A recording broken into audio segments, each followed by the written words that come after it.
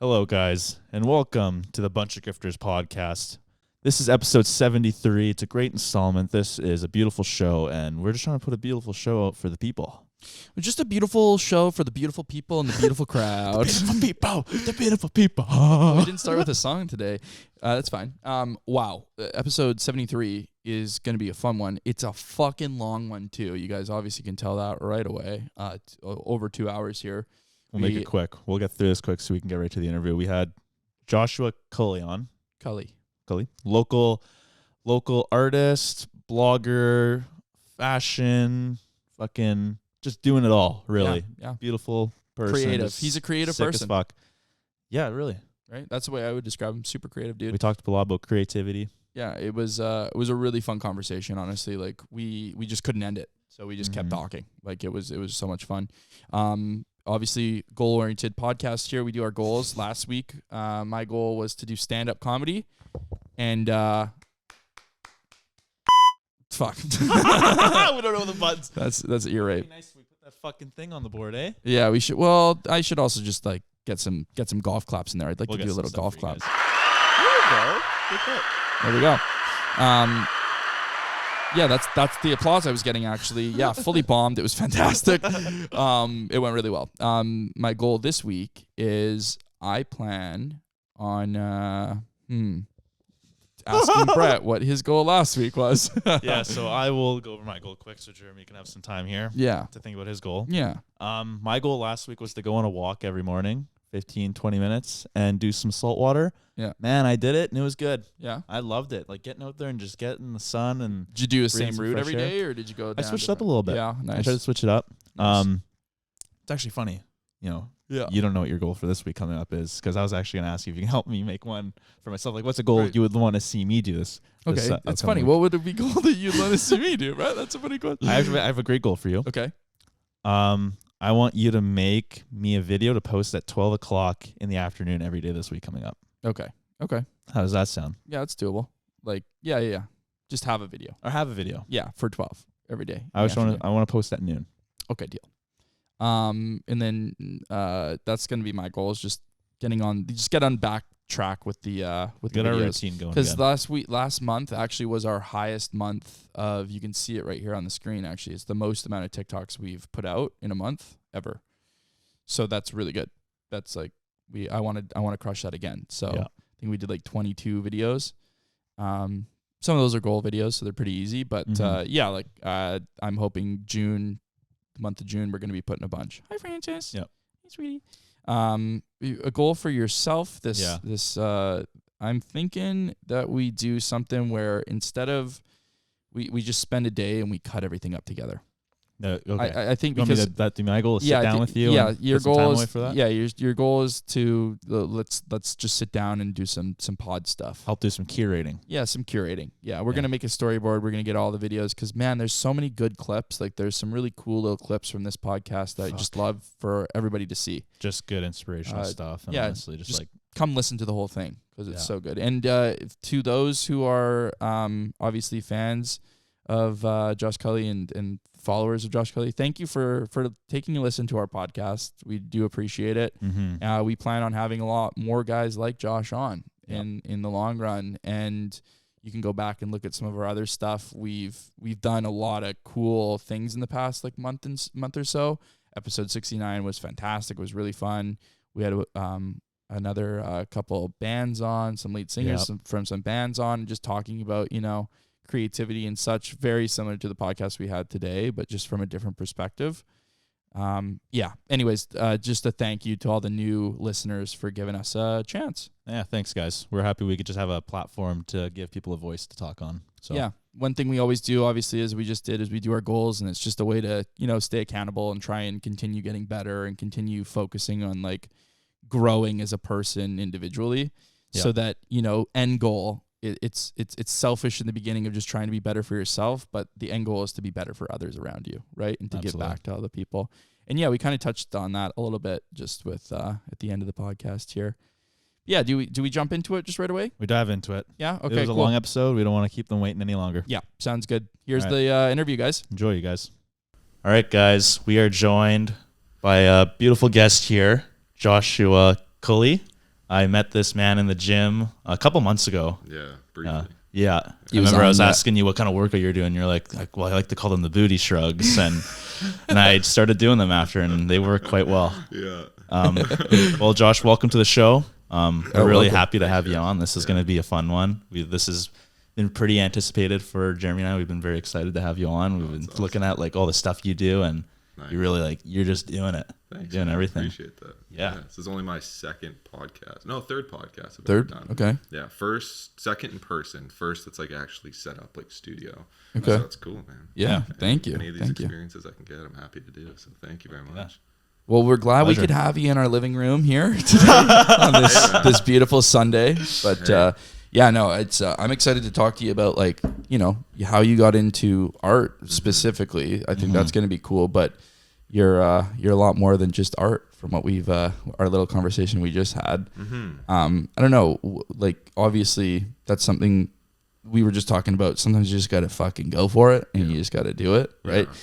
Were you always drawing? Have you always been into drawing, or was there a point where you're like, man, this is really creative and I like letting this go in my brain, sort of a thing? Yeah, I think I wasn't ever like the best artist, and I didn't have any traditional training growing up, but it was like as a child you just doodle, so every Sure. kid doodles, but it did feel different for me in the sense that was like my way to communicate and to like play. Yeah. Because like I grew up pretty isolated on like ranches and stuff, like in the middle of nowhere, so it was like if I didn't have TV, sometimes we didn't have anything, you just draw, and that was like what I was gravitated towards. And I think it's you never know if it's because of what you have access to, or if it's something that even if you had access to all these other creative forms, would I still have chosen drawing? Right. So it's probably a bit of both, but I've looked at myself over the years and like I'm drawn to visual aesthetic things in terms of creating.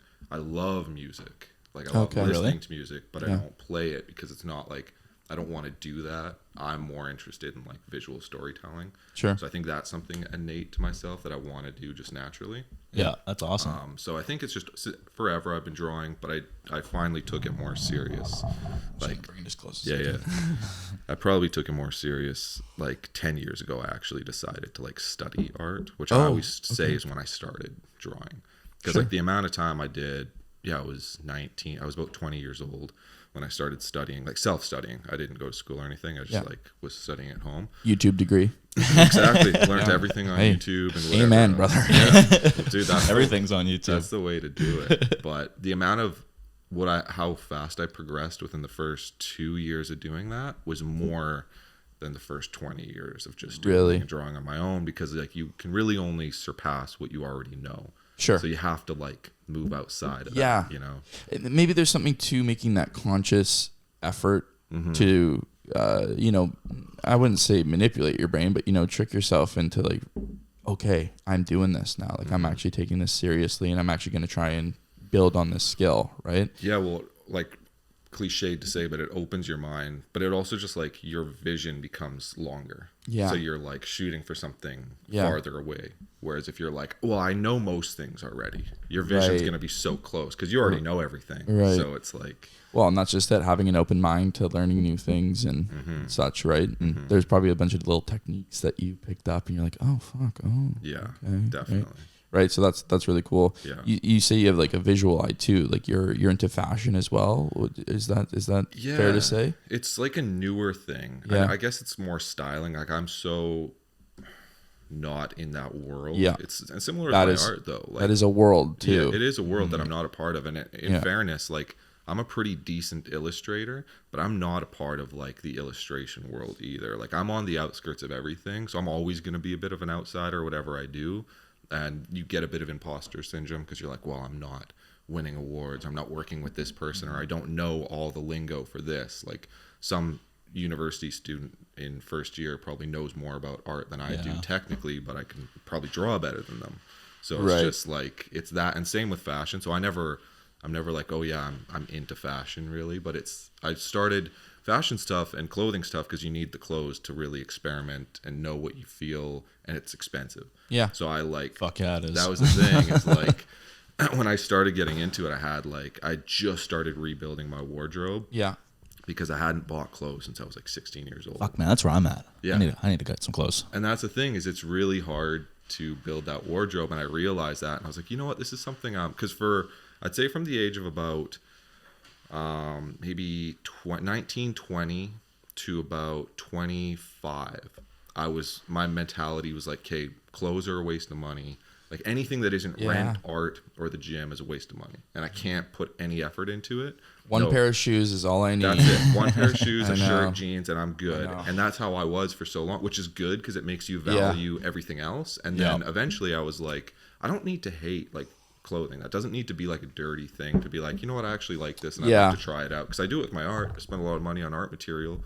I have to spend a lot of money on wasting supplies. No, but if the clothes you're going to be putting on your back every day, you know, you might as well put some money into it. I've been figuring that out too, and I mean the same thing with you. I don't think my stuff's from when I was 16, but it's definitely fucking it's like a couple years old. Well, it's also it's three different styles / genres of me in my all of it, and I have all of it, and that's the thing that I'd love to do, where I'd love to just get rid of fucking 90% of my stuff, just which sounds refresh, I don't restart. know, maybe wasteful, but like it's just take like, it to Valley No. Village or give something. it to Man. somebody else can wear it. It's not right, because like it's style matters. It does, and it's like, you know, there's a self-expression element, there's an artistry element, and you have like for artists that are clothing designers, you have to go through a lot of waste to figure out how to make like you can't make everything perfect. You need to learn and grow the same way an artist has to waste supplies and materials constantly. Yeah. But with clothing, we have this idea that it's like completely vain and wasteful.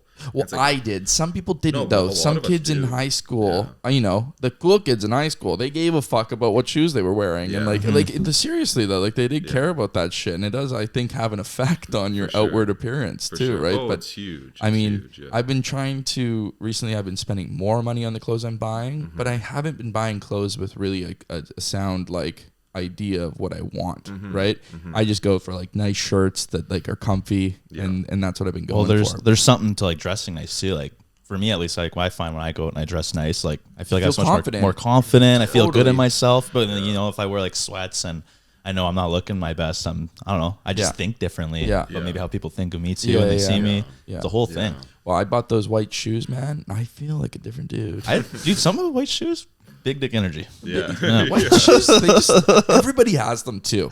And it got to the point where I'm just like, I don't have white shoes. You look good in white shoes, actually. I like them. I'm gonna let you know that right now. You look good in white shoes. They do. Yeah. I also look good in this blue, and I get fucking told that too. I get told that at work all the time. Match your eyes. Oh my god, they bring up my eyes. I know. Oh my god, I had this. Definitely the eyes. I had this table of girls, and they were just fucking fully gassing me up, and I just took all of it. You didn't get any numbers? What? What's It was Sammy's table. Okay. I have all their numbers. They're your friends. I have all Good their one, Jeremy. No big deal. But yeah, no, I like, and I don't even know what I'm gonna try to explain to you what my fashion is. Just I'm curious what you would think, and you too.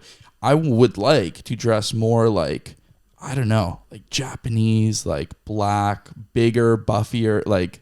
I like the baggy clothing stuff. Street style. I love that fucking style. I know, man. I do like sweatpants. Like I like the sweatpant look.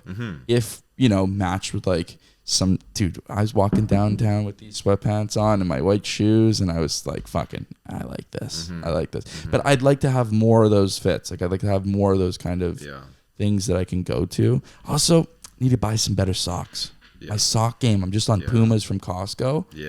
You see a dude with like nice socks on with like some like hockey sticks or like just like, you know what I mean, just like whatever it is, right? Like it's the comfort too. Like I've really gotten into that as well, of like spending less or having less stuff, but like the stuff that you wear you really like and is more comfortable. Because like sock can be a huge difference if you have like the crappy material and they kind of fall off the feet, or if you have some really nice like socks that feel good. That's like, because I've been building my wardrobe for probably 2 years now. I'm getting to the point now where I'm like, okay, now I want to focus on like the accessories, like socks, especially for dress wear. If you have like a suit or I love those dress socks. Gonna be showing. I got a couple of those. Like, it's kind of fun to play around with that. Totally. It's like anything. The more you get into it, you start caring more about the finer details. And then that's, once you get to that point, you realize like, oh, my taste is getting better. Whatever that means. Better being whether it's just for you or if it's like in the industry of fashion or styling.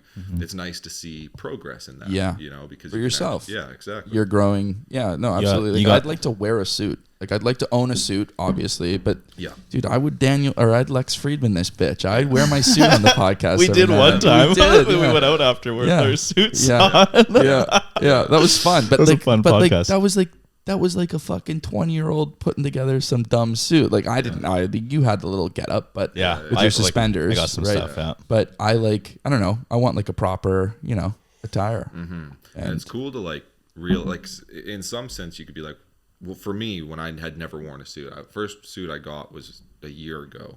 Really? Through my social media, like RW and Co. They sent me clothing. Oh wow, they that's sent me cool. like a couple $100 Beautiful. for it. And I'm like, wow, I can, because I grew up really blue collar. Yeah. I just was not like, I just genuinely thought I'd never wear a suit in my life. I'm like, that's Right. not a part of my world. You'll rent one for a wedding, maybe. Maybe. And I don't even want to go to a wedding. So that's not happening. So it's just like, Shows up with one of those t-shirts and a bow tie on. I'd rather work. just a tucked in t-shirt.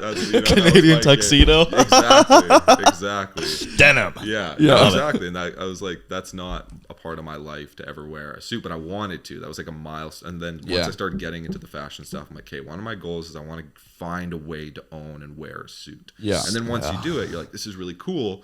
But then it opens up the door of like, damn, it's hard for my size to buy things off the rack, which means I have to get everything tailored. And then I have to figure out the exact fit and then the texture and then the matching. And it just opened, and you realize, even though suits kind of all look the same in your ignorant eye, you realize how much detail there is to suits in general, and then how things fit you, and then how you, because you're saying like you like the sweatpant look, which is dope. If you like that, you can find a way to make it like high fashion or even just comfortable and like look good still, but it's kind of this like sweet puzzle and art to do so. Yeah.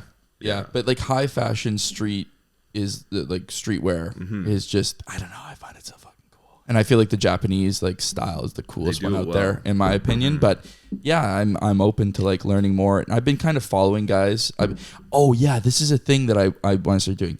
Hashtag stop following girls on Instagram. Fuck girls. Follow more dudes. Follow more dudes because be better. Like look at the things that you want to be. Like like whatever. Maybe you want to chase your e-girls and whatever. And like it's nice to see them. They're cute. But it's like don't follow the girls. Follow the dudes.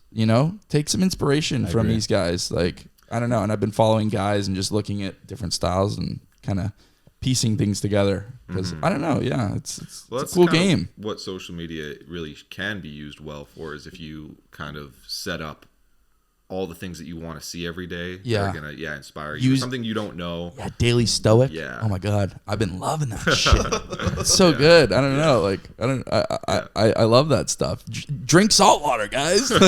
I've started. Yeah. Okay. I haven't done it long enough to notice the effect yet, but I'm feeling good, feeling strong. Yeah. Apparently it works. I don't know. We'll see what happens. That's what the doctors keep telling me on Instagram. The Instagram doctor said drink salt water. So I don't know. I think you can use it to benefit yourself. For sure. So definitely, it's a good tool. It's a crazy tool. Like just the internet in general. Like it's so weird to think about how new like social media actually is. I guess it's a few years old in terms of like having Facebook and everything, but like modern social media of how we use it today, I would say is only a couple years old. I wouldn't even say it's over 5 years old. The way it's utilized right now is so new. It's so new. No, it is. And I mean, it's just the algorithm that is out there, whatever algorithm they're using to get you content is fucking creepy. Even then, if you're not using it for like your benefit, you're at such a disadvantage too. You have to use it, unfortunately, nowadays if you want to do anything. Yeah. Especially if you're like doing a podcast or you're doing art, or you got to post it somewhere because everyone's on it. That's the only way you're gonna have people see. You can't put it in the newspaper anymore. Yeah, it's such a weird, tricky thing that way because like I've been on social media. I've done my art account for a few years, probably at least 4 or 5 years, I think. That's when you first posted. Yeah, that was like my because I just have a pure art account, and I have one that's more the fashion fitness thing, which I think is like a year and a half or 2 years or something like that. Sure. So I've been on social media a while, and the same reason, right? Like I feel like the reason everyone goes on social media. And not trying to, because a lot of people just have negative reasons of like, well, you just want attention. It's like actually accurate. That's like anyone who's on social media is trying to get your attention. Totally. So that's correct. Yes, everyone who's on. Yes, you called out Everybody do it. But we want your fucking attention. This is a cry for help. Yeah. But beyond that, it's like everybody's trying to create opportunity, which is completely vague. Like opportunity means it's something that you don't know what it is. Yeah. It's something else outside of you, or you're trying to create opportunity for yourself. And I think that's why we get hung up on numbers and followers, because when we see someone else's following or numbers or likes, we start filling in the blanks of like, well, that probably means this opportunity and this and this. And so in our minds, it's kind of fictional, but we have this idea that there's all these different opportunities that come from a following. And I think that's a lot of the push. It's kind of almost like a Ponzi scheme, or like a like a pyramid scheme to some degree, because only a few people are actually benefiting from it, and then everyone else is doing the same thing and not really getting anything out of it, but it's pushing one or two people up. And so it's kind of, and it's not a bad thing. It's just that's the way it's set up, because we don't, there's no way to know if you put something out there if something good will come from it or not. So it's that chase, that gold rush chase of like, we don't know what will happen if we travel halfway across the country to then, and we might die along the way. And then once we get there, then we have to try to find gold. And it's not even promised that we'll find the gold. Yeah. But just that that's an interesting opportunity is what analogy. Is like that so much more desirable than staying with what I know. Okay. I've heard it in the sense that where it's like, it's better to figure out that you were capable of getting to a place regardless of if you like the place you get to, right? And then you can then take that spot and you can go to the next thing and like just keep trying to get to the next place regardless of the fucking outcome. Yeah. Because maybe that's like the opportunity side of things, right? Like there's going to be opportunities on the other side of it, right? And you don't even know what it is. You don't even know, and it's going to be different for everybody and all that, right? Well, I think people have an innate desire for adventure, and whatever that adventure is, whether it's, starting a podcast, and the moment you do that, you're like, oh, maybe I can be like this podcaster because I saw them do this, and it creates this world of adventure in your mind. Yeah. And we crave that, because the last thing, it does not feel like an adventure when you go into working at like Best Buy, and then you do the same thing every day, and you know the outcome, and it proves every day the outcome's exactly the same. You're like, this is not an adventure. Like we all crave that feeling of, I don't know, not being in control in a good way, that there's other things around us, that there's life happening, and you can feel it like in your artistic endeavors as well. Like even if you were given $1 million to sit and do your podcast every day, you would want something outside of just doing the act of it. Like you would want some sort of accomplishment or camaraderie or like competition, something that is challenging and beyond you. It's like, how do we get Theo Vaughn to notice us? And then how do we get this guy to notice us? And how do we start a fucking email chain with Elon Musk? How do you, whatever it is, right? Like what's the next step on just like chatting shit with somebody? But that is kind of like the draw to social media, is that you hear this once in a lifetime opportunity for like one single person. Yeah. And then everybody kind of goes like, well, I want a piece of that. Yeah. And that's kind of what we're all doing, I guess, to some degree. But like I've been on social media long enough that even, I don't know, at some point you keep posting, keep doing things, and you have to ask, like, even if you get everything that you want, it's kind of like, okay, well, like, why? Like, what's next? Like, do you, like, say you get money and say you get time to create what you want to create. Yeah. At some point, you realize how much time and energy you're putting into the chase of social media. Yeah. And into content creation and posting. And it's like, is this actually what I even want to do? And I think that's something I see a lot of young people, obviously, you want that. For young people now, social media is like being a celebrity. When I was a kid, everyone wanted to be a celebrity when we were kids, just for this pure purpose of fame. Don't even know why. It's fame, the though. Thing to do, right? Yeah. And I think as you get older, the more you actually do things, you can see people that have everything on social media and not be envious or jealous or angry or annoyed, and you just go, oh, that's cool. Yeah. I don't even want that, so it doesn't affect me in any way. Yeah. And then you just kind of figure out in your little pocket of the internet or the world what you're trying to do. Yeah. Right. Yeah. No, absolutely. I don't know. I do think like it's obviously there's the ego of I want people to notice me when you're on social media. I think that's something like everybody obviously is aware of that. But I do believe that there's some people that just want that number to be bigger so that they can be more relevant maybe in their self or whatever. I don't know. I feel like... Well, there's a huge status thing with social media, right? Sure. I feel like social media... Well, that's the crazy thing is we always try to use social media as one thing, and it's not. It's so... And it changes. So it's sometimes... For some people, it's just a business. Yeah. For other people, it's a resume. For other people, it's a dating app. For other, like it, it's no fuck yeah, that's worlds, so true actually. But we always just make it the same thing. Yeah, I use it for all of them. I do everything. It's a beauty. No, but business. Let's go on a date. It's true. Because I mean, like for comedy is basically done off of your following on Instagram. Depending on how, like, you'll even almost everything is like. Remember we had Nick on, like, from Quadrasound. They're a local band from the island. Like, they're talking about how they really want to make it, and they like have some of the best music I ever heard. And they're probably gonna get pretty big here soon. They got a new label coming, hopefully. Nice. But they were talking about how labels won't even look at you if you don't have a certain amount of followers and stuff. And it's like they're so authentic and they're so good, but yet they don't have this following. They're looking for those TikTok kids that put a song out and this is a very common thing where guys will make one song or girls will make one song posted on on TikTok with like a catchy little video, and then they get like 2.4 million listens in like 5 days on Spotify, and it's like, boom! Now they've got this one-hit wonder. Yeah, and 10 writers will use their name to make them 3 more songs to make them that much more money. And I don't know, it's just. I think what we even started with the podcast is if you're not doing what you want to be doing, you're never going to figure out, going back to what I was saying, if you're capable of doing it. And I don't know, I think there's a lot of people that do put the time in and effort and they don't figure it out within a certain amount of time. And we've given ourselves 3 years, 150 episodes, right? And we just wanted to, do it. Right. And with the goals thing too, it's mostly just selfish for us. We're just trying to be better as individuals, but we're like, we might as well share that with other people too. Right. We want to like get that message out that you just have to do it. Right. And it's so simple. It's like almost like you start. Yeah. And you almost don't really need that good of a reason to do anything, Yeah.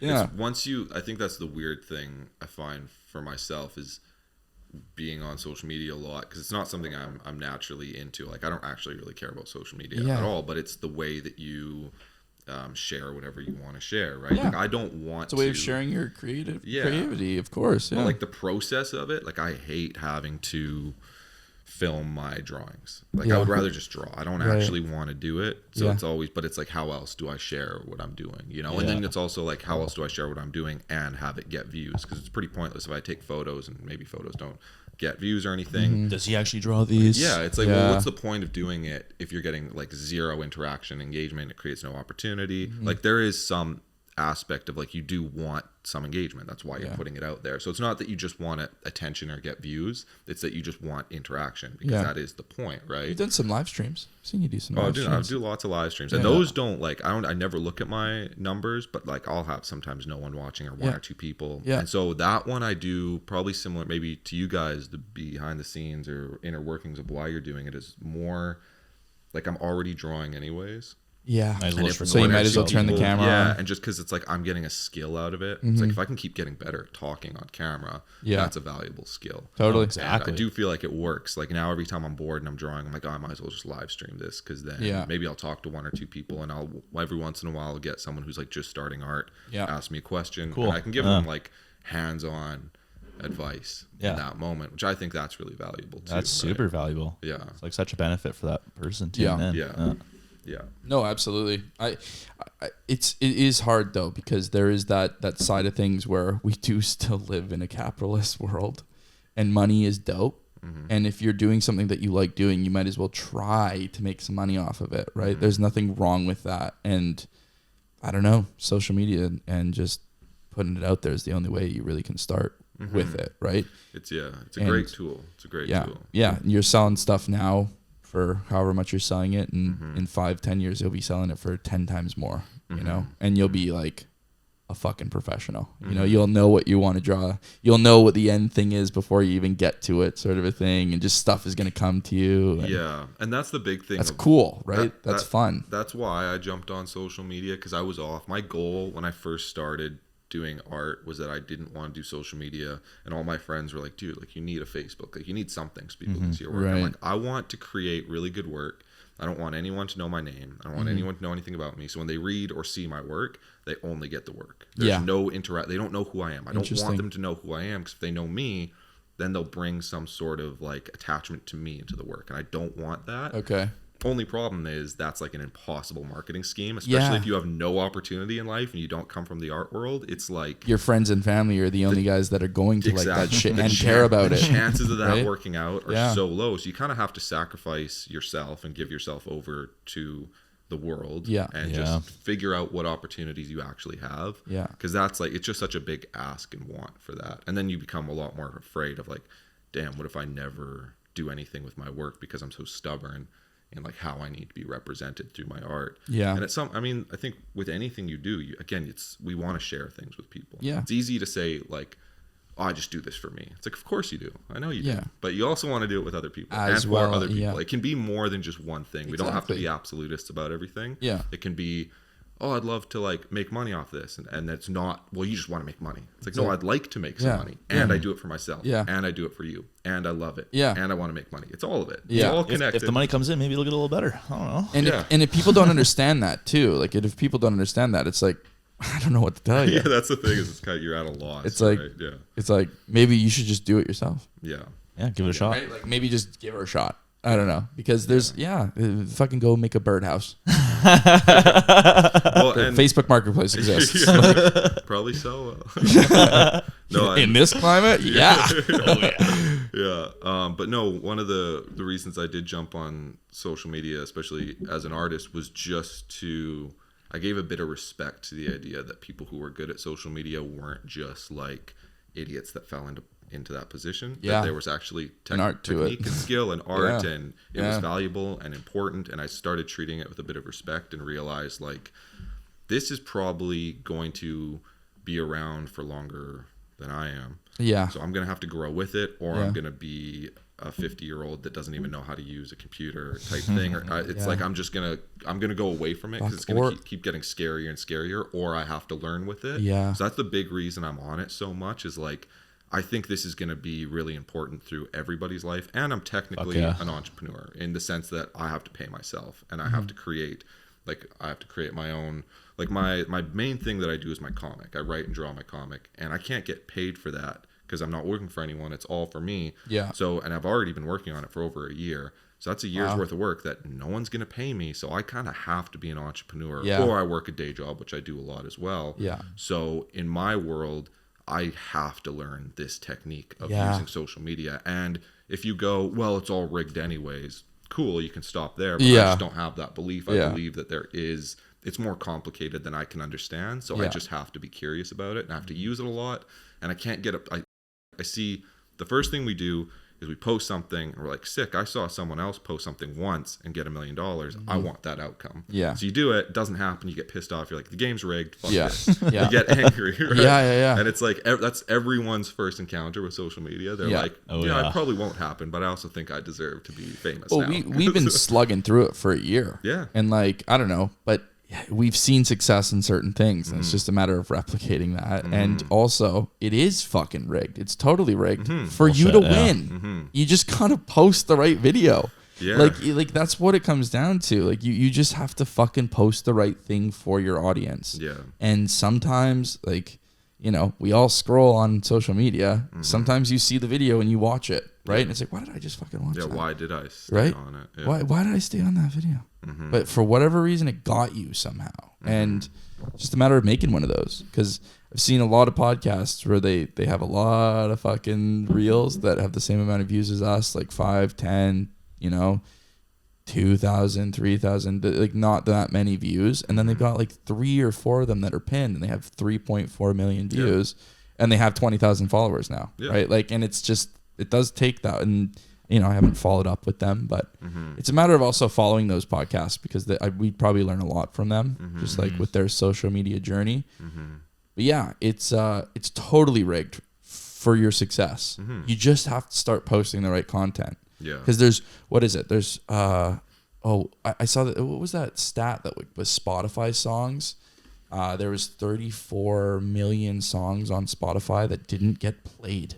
Yeah, I believe that. Last year. Wow. I believe that. Really? So people were adding music and they weren't even listening to their own shit, or they weren't sharing it with their mom and dad, or they weren't getting their brother to listen to it. They weren't going to work and putting it on repeat. They're just not putting it out there. You know what I mean? Like, do whatever to get something. Like, if I make a song, put it on Spotify, I'm going to listen to it once. Like, I don't know. And like that's a very small step, like obviously. But I'm saying like a lot of people get to the point of creation, but then they don't take the next step, which is getting people to listen to it. Yeah. Right. It doesn't work for itself, unfortunately. Like your content isn't that good that it's just going to draw people to it. You know, you're not Kanye West. Even if it's that good, it doesn't necessarily mean. I mean, that's the thing is all these things are separate things. Like the art is separate from the marketing. Yeah. And the marketing separate from the sales, and the sales is separate from the business. Like they're all their own jobs, and each job can have 5 or 6 people working in each one. And that's when you look at industries like movies, like comics. It's a every business. Industry, and it has a business, and each business has all these different employees for a good reason.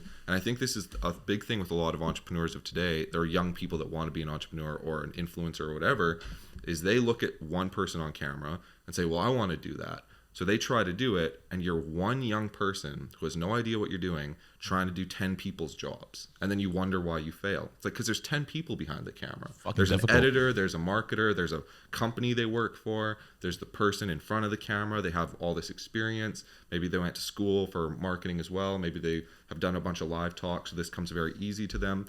And you're wondering why you can't get past step 1 when it's so much bigger than what you've created in your head. You think it should be easy. You think that it's one thing because that's what you're seeing. Or it's the same way, right? Like if you look at a piece of like a pen and ink drawing that I have, it's just one line. Like it's just a few lines, looks very simple. Right. And maybe it only took me 20 minutes to do that. But it took me 8 years to learn how to do that. Yes. So it's actually the 8 years of breaking things down to make it look really simple. Yeah. So when you're ignorant, you go, oh, that's simple, because it looks simple. Yeah. But when you start doing it, you're like, oh shit, this takes forever. Well, so need 8 much years. knowledge and so much muscle memory and so much of this and this and this, right? Like maybe going back to what you were saying too, like getting to that point, you can't also just think of getting to the point. You have to enjoy the fucking journey. You have to enjoy the journey. If you don't enjoy it, you're gonna hate yourself. Right. And that's the best part. Like when you're in it and you're slugging through it, you know, and you have 100 followers or you have fucking 20,000 followers, and you're like, how do I get to 100? Right. Like just enjoy the fact that you're even there and that you're even getting to ask that question. That's the craziest thing. And I think everyone needs deep down inside them this weird part of you that has to be okay with the fact that it doesn't work out. Yeah. Like you have to be okay if you want to be a famous artist, you want to be a great artist. You have to fail a lot. And you have to fail a lot, and you have to be okay that it's not going to happen for you. Like that your life has to still be worth living, because statistically 1% of people make it. Yeah. So it's like, are you going to be that 1% or the 99? And if you're going to be the 99, is life just not even worth it now? If you don't have everything you want, life just isn't worth it. And that's how we always think. That's why we set celebrity as our standard, because it fills in all the blanks of like, it represents success. Right. It's like everyone loves you, you have money, you have praise, you're working with great people. That means it's successful, because it's like this overblown, like hyperbolic version of success, where in reality it's like, does that have to be what you have to be successful? Can't you fail a lot, never become that, and still be just as happy because you did something local, or you had one fun thing, or you created something you love, or maybe you made money elsewhere? Maybe you're really wealthy off doing something else and your art doesn't succeed as much, but you're still an amazing artist. Do you need to be, or you have 10 people that love your stuff even, right? Like there's that little community goal that you make. Something I've been asking a lot at my age now, because at a certain point you live kind of the same experiences and days over and over, and you realize like, oh, a lot of the things I want aren't as diverse as I thought. Maybe they're a little oversimplified, and I just was kind of like in my head about it. And something I try to ask myself anytime I want something is I just go, okay, and then what? Yeah. Like, and then what happens once you get what you want, and then what? Blonde hair, blue eyes, now what? Like, no, but seriously, say you been here before. You glorify a woman and she's your everything and she's perfect. You get her, okay, and then what?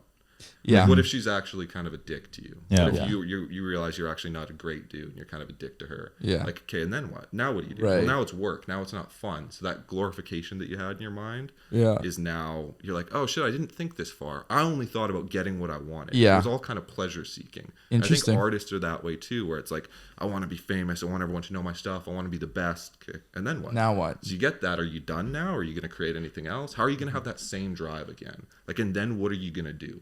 Yeah. And we never think of life as that way. And when you think in, and then what, the thing that you're doing now is kind of the most important thing you're ever going to do, because it's it's tangible, it makes sense, it's real, you have control over it, it means something. Everything that's like beyond you, if you're always valuing that, like, to be cliched, you're never living in the moment. And you do want to enjoy this, because like, what if it doesn't work out? Is this all a waste of time? I don't see how that can be sustainable. If it's only valuable if you win, then then everyone's a fucking loser, because only 1% of people are winners because they're getting everything. And I think that's the ratio we keep in our minds, and that's why we feel like failures all the time. Yeah. Because it's like, well, I'm not at the best. I'm not doing the best. So technically I'm the worst. And yeah. Dude, there's so many. First of all, what do you even want? Like, do you even want attention? Do you even I don't like a lot of attention on me. So whenever I'm trying to get attention, it's like resistance. It feels weird for me, because I'm like, well, I want the attention so I can get what I want. I want the outcome, but I don't want the attention. Right. But I have to have the attention to get the outcome. Yeah. So there's this weird conflict that I'm at with doing that. So what I really want is just to create my work, and for the work to be really good and to connect with people. Mm-hmm. If I had a way of just doing that, I would do it. But that's not how life works. Yeah. Right? Like that we all take jobs we don't want to work because we want the money, and we want the money so we can do the thing we want to do. Yeah. If there was a way to just get the money and do the thing we'd want to do, we just do that. We fucking do it. Well, isn't that like kind of the problem with the way we've been kind of trained to think like, oh, okay, we did this thing, we've achieved our goal, and this is so great. Now what? Now what's the next thing I need? Like, is that part of the society we live in, where it's just like we're always trying to chase something better? Well, I think it's human nature to do that, but nothing in our society tells us why. Right. And then what do you do after? There's no education on like, why are you even doing this? And 5 people can be chasing a similar goal, but very, very different at the same time, because your outcome could be very, very different. Like, like we were talking about women on social media, they get such a bad rep because it's like, well, you just want attention. It's like one girl could be married and not care about your attention at all, but wants to show her physique. Mm-hmm. Another girl could want to be dating and is setting herself up to have options throughout the world. Yeah. Another girl could be just completely curious and new, but you see all 3 and you're like, well, you're all the same person doing the exact same thing. It's like, well, maybe their intent is completely different from one another, but they have to do all the same thing. And we all go through that all the time. Yeah. And that's the danger with like flattening everything, is you just go, every podcast is the same. Every artist is the same. All comics are the same. All movies are the same. And you don't realize and that's why the like niche crowds always get things more, because they're the ones who love the thing and love the craft and know every little detail. Yep. And you're in a lot of ways, if you're a creator of any sense, you're playing to the general public and you're playing to the crowd that knows and loves what you do. Absolutely. That you're a part of. Mm-hmm. So you're always kind of living in those 2 worlds as well. Yeah. Yeah. No, it's true. Yeah, there's always this. It's a weird kind of mix, if you will, right, where we're at. But I don't know. Yeah, it's interesting. Something I'm curious, because you're obviously an artist, and this is new in the world. Out. Yeah. AI in art. Oh yeah. Like so personally, I'll give you my opinion on it. I don't really see it being too much of an issue for actual artists who appreciate art. Cool, we're gonna see cooler images and like just easily, like randomly cool, weird generated images on what you want to see right away. Mm-hmm. But there will always be something to a human touch, pen to paper, right? Mm-hmm. Right? Like, what do you think about this whole thing? So I talked about this recently, and I think I have my point of view, which is, if it was something only affecting artists, I could understand a bit more of the like craze around it, because artists are very anti-AI, right? But they're very angry about it. Yeah, I have a whole opinion on that too. Yeah, the artist community.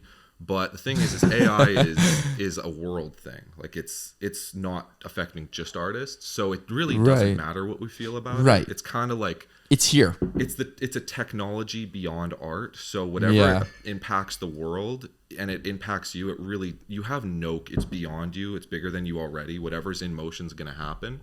So you're just going to have to go along with it, because the only thing, and I know like the obvious one is the way AI is created is that it steals a bunch of real people's work, right? Frankenstein's it into its own original Yeah. thing, and people are plagiarizing really people's art, pretty much. And right? fair enough. I think that's where the legal stuff and how to deal with that is that's where artists should fight, because if your stuff is blatantly being ripped off, you see it happening, you're getting no compensation. I think that you should learn to be a business-minded artist, fight that, make good money, and get something from it. I think that's great. That's the right thing to do. In terms of it, like stealing art, unfortunately, that's how every artist learns to do art. You learn from someone else, right? You have an influence. And the greatest quote for artists, because it's true: steal from one person, you're a thief. Steal from everyone, and you're an artist. You're a genius. That's it. That's how it works. Like my art is based off of studying other artists. Who's your biggest influence for art? Like, is there someone that you it's like so many, and that's the thing is when it was one person, you kind of become a copy of that person, right? Because you only draw on their style. Yeah, and you're just so influenced, and then they also become a god, and it's almost like you have this relationship. And that was a fun journey in my artistic career when it was like, you're young. You're the young guy. And you glorify and idolize other artists, and you have this childlike relationship where when you talk to, like, if you're a young boy talking to guys that you admire, you'll never talk back to them. You just think they're so cool, you know? Yeah. But there's a certain moment where the competitive part of me came into play, and I was like, I actually want to be better than my idols. Which I don't know if that's possible, but that's my new outlook. It's no longer mindset. Like I want them to like me or I want them to say nice things about me. Now it's like I want to surpass your skill level. And to do that, you need to really start drawing from a lot of different people, a lot of different things, so you can grow your style and your art and all that. So yeah, I mean, I have a ton of different influences, but then you go through phases where you'll see one person and you'll really pick them apart and be like trying to figure out how they did something and how they make their work look the way it looks. And but the more you do that, then the more you have in your toolbox. You can say, oh, I want to do this stroke this way and I want to do this that way, and then you can kind of make your own stuff with it. And that's the hardest part, I think, for most artists, is you get to a crossroads when you've been doing something long enough and you've been studying fundamentals long enough. And so for me, it's always illustration, so there's a lot of fundamentals in illustration. And so you study that long enough, you study a lot of other artists long enough, then you get to a certain crossroads where it's like, I can keep going down this road of following other artists, or I can start going my own way. My art's probably going to look less good than it does now, but I'm not going to really look at other people's stuff anymore. Right. I'm just going to start doing my own thing. And I'm not going to use anyone as guidance or as like training wheels. Cool. And that's hard because it's like, it's going to take at least 3 or 4 years to develop your own style. And you don't know what the outcome is. This outcome, I already know what it looks like. I know what I'm trying to look like. And I know it's really good, but it's just not my own. And it's really scary to go on your own. And that's like life too. It's like when you're young, you take other people's personalities. You take the way they talk and the way they look. People you look up to, and you want to be like them. And it's good. I think that's good because it's a way of navigating the world. Who your role models are. But. Yeah, depending on who they are. That's the important thing. Yeah. But at some point you go like, I'm just going to say fuck it. And I'm just going to kind of like just see who I am. Yeah. And we all have that growing period. And it's, you know, and it's just, maybe it's accepting the way your voice sounds, your posture, the way you talk, your manners, whatever it is. It's just like, I'm just going to lean into that because that's who I am. Yeah. And it's awkward because you don't look like anyone else. Yeah. But if you get good at that, you're one in a million, right? Like you're one of a kind. True, actually. It's a good point. Yeah. It's a good point because I've seen just people, there's certain people that come into the bar and they give off main character energy, if that makes sense. And I think main character energy just comes from knowing who you are a little bit. That's it. Right? And just being comfortable being you, right? Regardless of if you're like putting a happy face on or whatever, that still could be you in that moment, right? Like, I don't know. It's interesting though. That's a really cool analogy. I never really thought of it that way. Yeah. But no. Have you done any R-rated drawings? Like, do you venture down that way? Rule 34. Like sexual stuff? Yeah. You know what crazy? You know what Rule 34 is, right? Just bring it up every episode, man. I don't know what this is.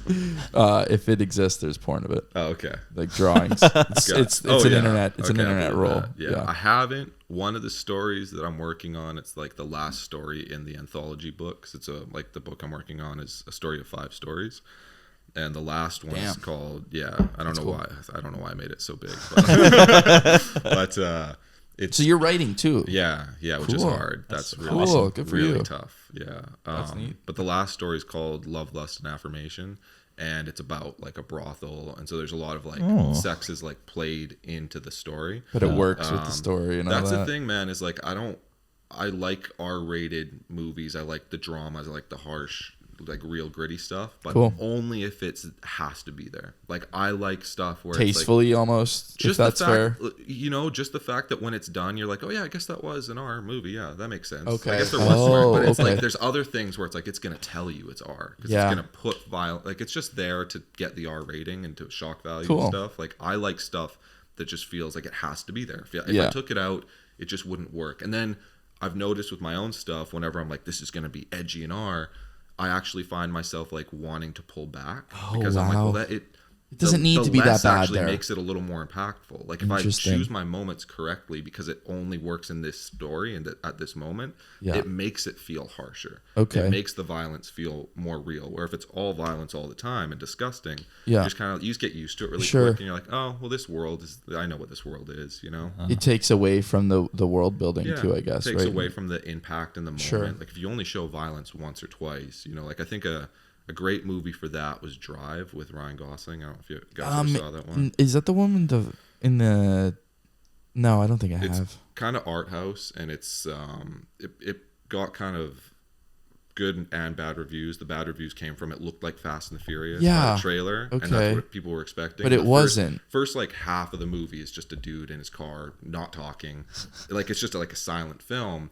And then violence enters the movie, but you're so like kind of laid back and you're not expecting it. And then the violence is very selective, but very brutal, but not over the top. So it's like this, but real violence, if you will, because you know, like movie violence, it's kind of just like Fast and the Furious violence. It's just like, what the fuck is going on? No, here? like it's real violence. There's like no player has a health bar. Yeah, if that makes sense. It's like Marvel. You never really know who's hurt.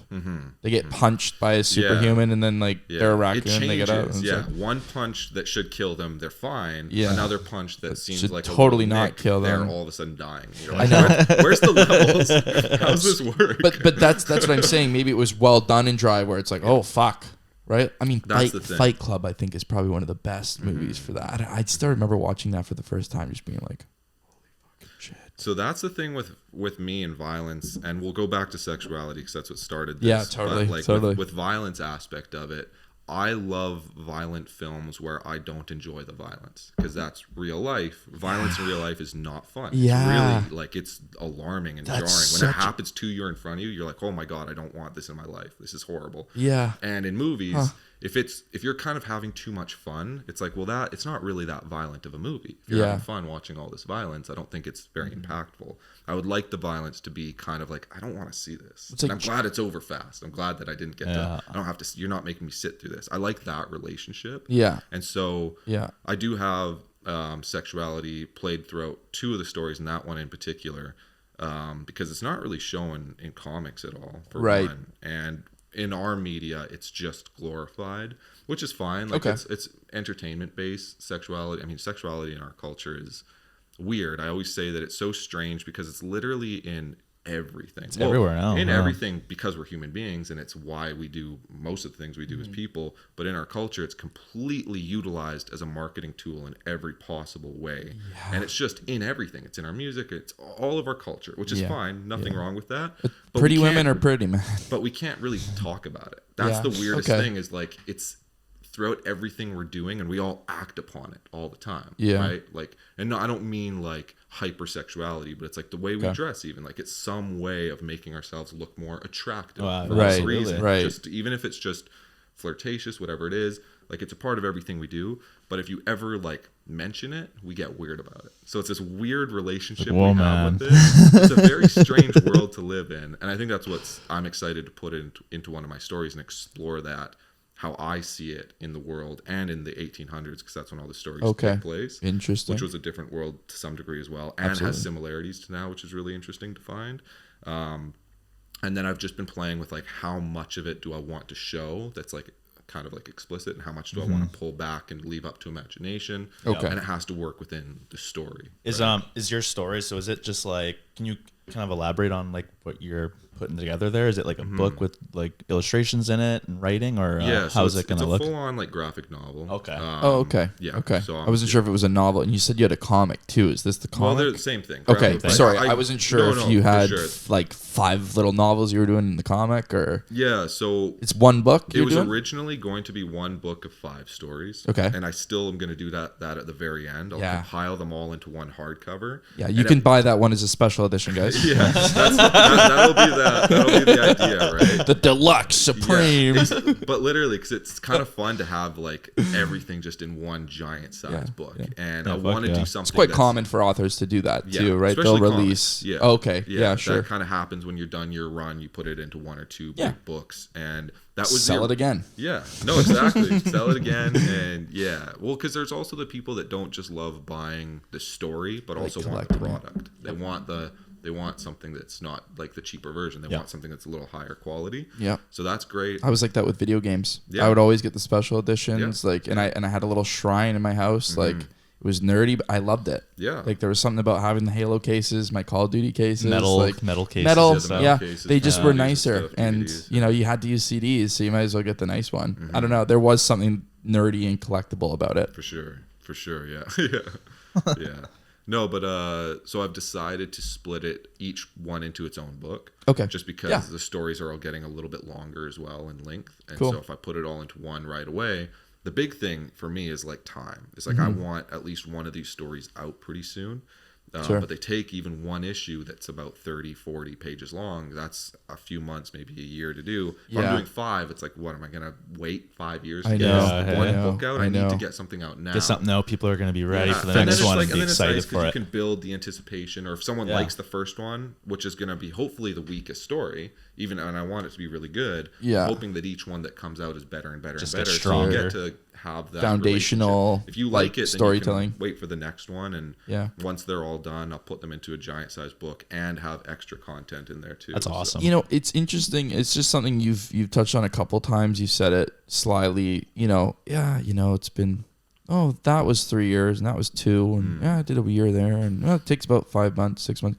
People don't realize, I think, how much time it takes to put like time and effort into your hobbies. It's insane. Like it's or profession, whatever, you know what I mean? Like you really do have to put some time in. Years of your life have to go into something, and if you really love it, you'll enjoy doing that. You'll enjoy that journey of putting in the time. I don't know. And it'll take more time than you think too. Yeah. Always. That's the thing. It's time frame that you set for yourself. And again, it goes back to that, like, you have to be okay with not reaching your goals or failing at like a very high level, like failing more than you're comfortable with failing. You have to be okay with that, and you have to get over that and be like, it's still worth it. It's still worth it to fail this bad, to keep doing it, because if you don't, you're just not going to do it. And this time frame that you set for yourself, I see this with a lot of people where they get really excited about their first opportunity. They're like, this is it. And it's like, sorry to tell you this may be the first of 20 failures that are your character building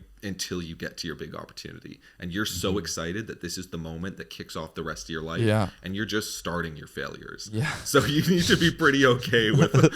You need to humble yourself. Yeah, no, absolutely. Yeah, no, totally. I've had that so many times where I'm like, I don't think I can take any more ass kickings. And then I like look back and I'm like, I was in for actually I have a track record of taking an ass kicking or 100. It's gonna get worse. We almost peaked pretty early. We almost had a porn star on. Really? First, yes. Really? How'd you manage that? I graduated with her. Yeah, she's huge, sweet, and she messaged us back. Even she was like, "Oh, I'd love to." The message we sent was so funny. It was like, "Yeah, we absolutely have no money to give you because we don't have any. You'd be doing this out of the kindness of your own heart." Yeah. And she was like, "Yeah, I'd absolutely love to. I'm just in LA right now, of course." But next time I come to Canada, and then it just never ended up happening. She got knocked up. No, she had a kid. Yeah, she had a kid and all that stuff. And she moved to Vegas. But all I can think about is I'm like, imagine if that happened. I mean, that could be a failure looking back on it, right, for us, right? We're still going to have Emma on the podcast, okay? We're still getting Emma Hicks on, so I will make that happen one day. Dude, there's the talking about just like stupid opportunities and stuff. Mm-hmm. The one thing that I love about this podcast is that we can even sit down and have conversations with guys like you, because the shit you said is super valuable, and I want people to hear it. Yeah. It's the reason why we want people to be able to listen to this podcast and just get to talk to other people that are doing stuff and that are trying things out and are failing and are uncomfortable and all this, right? You know, like, I think it's so valuable. Being the person that kind of brings things together and puts things out there, that's kind of like the, you know, the marketer, the founder, rather than the creator. You know, the person that like distributes information is so big, and you never know if you could be like the one small link to something bigger, great, you know, and you just don't know what your influence is. And again, it's that ability to be okay with the small things and not looking at like, well, I didn't get 1 million views, so it's a failure. It's like, well, what if like the right 2 people saw it? Like, what if only 10 people saw it, but one person was so valuable in seeing it? And this happens all the time. Right. I had an analogy that I was writing for like a blog, because I sometimes do blogs. Yeah, you do that as well, yeah. Yeah, which was, and you kind of mentioned the terminology where I call it like the point of entry. Like everything has some sort of point of entry, and you never know where it is or how to get there. And the analogy I use is like, imagine that you've been working your whole life. You want to be a writer, you want to be an artist, whatever it is, and you've put all the work in. You're really good too, and you just can't get anything going. None of the right people are seeing you. Nothing's working out for you. Yeah. You meet a friend. They're like, hey, you want to go for coffee or whatever? You're like, yeah, sure. It's just like another day. Because you're constantly putting yourself out there. Right. And someone wants to talk to you. You sit down with this person, have coffee, and they're like, listen, I know somebody that would like love your work. They're an artist. They're a distributor. Like, they could get your stuff out. That like, I think they'd like you first and foremost. And I'd like to introduce you to them. And you've been doing this shit for like 10, 15 years. And you're kind of almost like, I don't think it's going to happen for me. And so they say like, yeah, I'll hook you up with them. I'll let you know where he lives and you guys can talk or whatever. And you find out he like literally lives next door. Like, he's your next door neighbor. You've never spoken to him. You guys have lived together next to each other for 10 years, never spoken. He's always out of town. He's only there 1 month out of the year. They give him, that's your point of entry. You were just given, that thing has always been next to you the entire time. You just didn't know. You had no opportunity to get in. You didn't have a key to get in. So it was right there. And that happens all the time, where there could be your opportunity sitting next to you. The important thing isn't that it exists. It's like, how do you get entry? And that point of entry is the important thing. And that's why like communication's the biggest thing. Like putting yourself out there. Networking is massive. And that's the thing. Maybe, and you don't know when that point of entry will come, because it came through having coffee with a guy that you just were friends with, that you were just kind of like, you met the day before. Yeah. That was your key. That was your point of entry. Where it's like, how could you ever concoct that yourself? You couldn't have predicted it. You can't be in control of that. So it's like, you just throw shit out there, and it just has, you know, it either does or it doesn't work. And you try to control what you can and make money and make good opportunities and good choices and good work. But at some point, there's something that you're not in control of that just kind of happens that way, right? Yeah. Yeah. That's crazy. No, absolutely. It is all crazy. Who you know. Yeah. Well, I mean, like, in, you know, going back to what I just said there with like talking to you and talking to the other people we've talked to, you know, you saw those super yachts downtown? Oh, you seen that? Big yachts downtown. I was thinking, I looked the dude up. He's like 83 years old. Who owns it? You see who owns it? It's like some billionaire.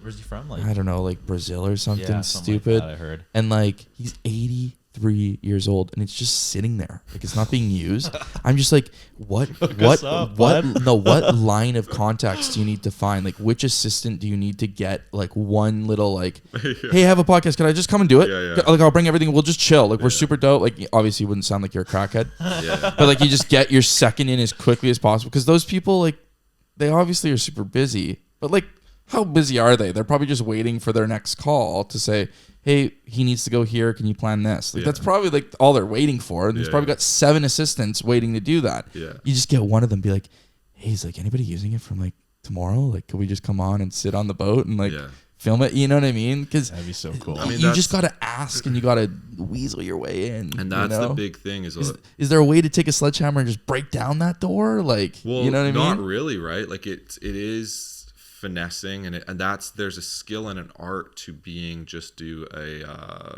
like a good communicator. That's the thing. It's like what you just said, the perfect thing. It's like, I see my point of entry that I want.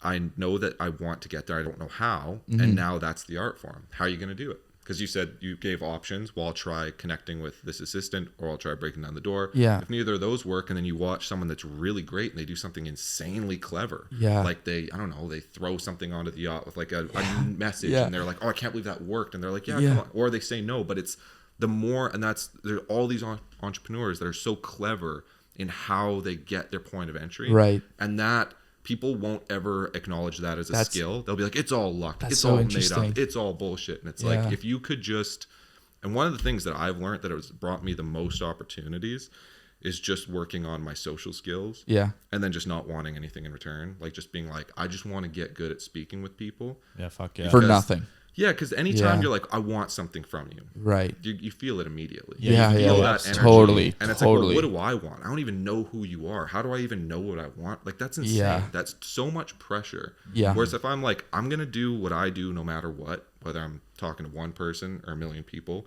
whether I'm making $1 or $1 million, I'm doing what I'm going to do. I'm going to do it my best. Yeah. And then I'm going to be the best person I can and try to be a really good communicator because I like people and I want to communicate with people because we find shared interest. Yeah. And they can challenge me. We can disagree. We can agree. The world can open up. I'll be less ignorant if I do that. Sure. So it's good for all of us. And I'll just let that be my guidelines. And I won't really try to control too much more than that until you get into a very specific space where it's like, I want to make a deal with this person. Right. Then you hyper focus on that deal. Everything else is kind of out of your control. But you need to be able to have the conversation. You need to be able to, like, even be at a state with that person to have that conversation, right? You don't want to just, you can't just go into it having that conversation. And you need to have a relationship with them. All my opportunities have come from people just kind of liking being around. Right. Yeah. They're just like, yeah, you're nice to be around, so I'll work with you more. They want to give you work because you're cool. Yeah, right? and I'm not like begging for it. Yeah. It just happens because it's like you can connect with someone. Totally. And if you guys don't connect, probably shouldn't be working together anyway. Yeah. Like if you can't talk to one another, probably a good idea you don't communicate and you don't work. Like it kind of gets rid of things in your life that shouldn't be there, which is even better. That's the best thing because you could waste years working for and with, and that's something I've learned. There's so many jobs I should have quit sooner. Yeah. Where it was like, why did I give that person my time? Were you job to job for a while? Oh yeah. Yeah, definitely. Yeah. I mean, all through my 20s, my art tethered me. Yeah. So I couldn't move beyond that point, that tethering point. I just spun around. So that's what's hard about choosing one thing. Wow, did you guys see that? That was a perfect circle. For all those, a lot of times. I study those a lot. That was so hot. Holy shit. But then I would there was a while I worked for a temp company. So and it's so funny how different I actually am from like what I put on social media and the way I utilize social media. Cause I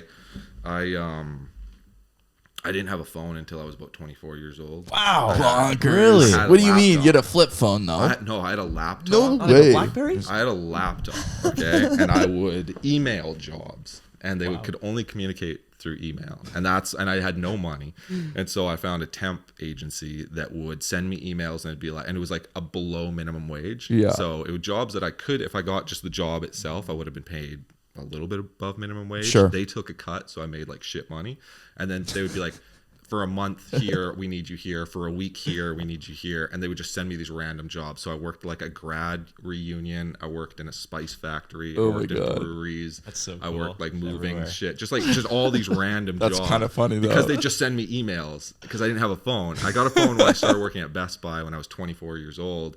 More like 25. I finally got a phone because I actually had a bit How old are you, man? I'm 30. 30. Okay. Yeah. Oh, you're not. What the fuck? Okay. Yeah. I was How old do you think he was? No. Well, he said he's been doing it for. I thought he was like 49. The way he's been talking about years and shit. Been working on my book for 5 years. I've been doing this for 3. I've been doing it for 7. Like I learned how to draw a circle. It took me 8.5 years. The math ain't adding up. Maybe you were doing some of it together. Yeah. Most of it's together. It's all layered on top of each other. I got to piss, boys. You keep talking if you want, but I gotta go to the loo. Yeah, go for it. Yeah.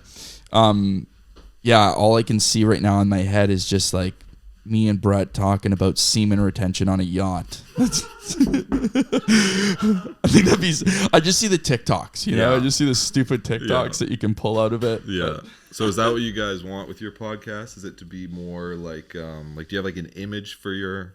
Be better every day. We're just trying to be better, 1% better every day.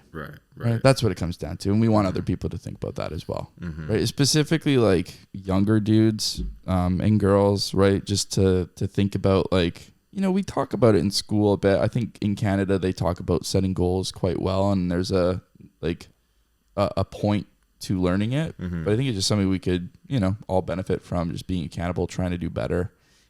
So is that your way of because that's like that statement, be better, you know, like that's different for everybody. Yeah. So do you have like one or two things that you're like, I think if you do that, you'll be better every day? Yeah. I mean, the biggest thing is just trying to be healthier and, trying to make your body as healthy as possible, right? Time is one thing we only have for so long, and you got to treat yourself with respect first, right? That's, I think, the biggest thing for sure. And that's something that it's been kind of a big topic. When we're setting our goals, it's usually like health related, or I need more sleep, or I got to drink more water, or just like little, very small things. Yeah. But the biggest thing too, and like Brett can agree with this, is like,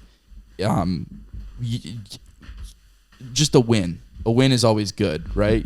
Making your bed in the morning is good, but also just like setting a goal each week and getting that goal each week is like awesome, right? And last week also it's nice for us because we're saying it on camera, so we're really accountable to ours. Clips on TikTok. Yeah, YouTube. I mean it's out there. So last week my goal was to do stand up, right? I went and did it. Yeah, like I just fucking went and did it because the second I said it, I was like agreeing to doing it.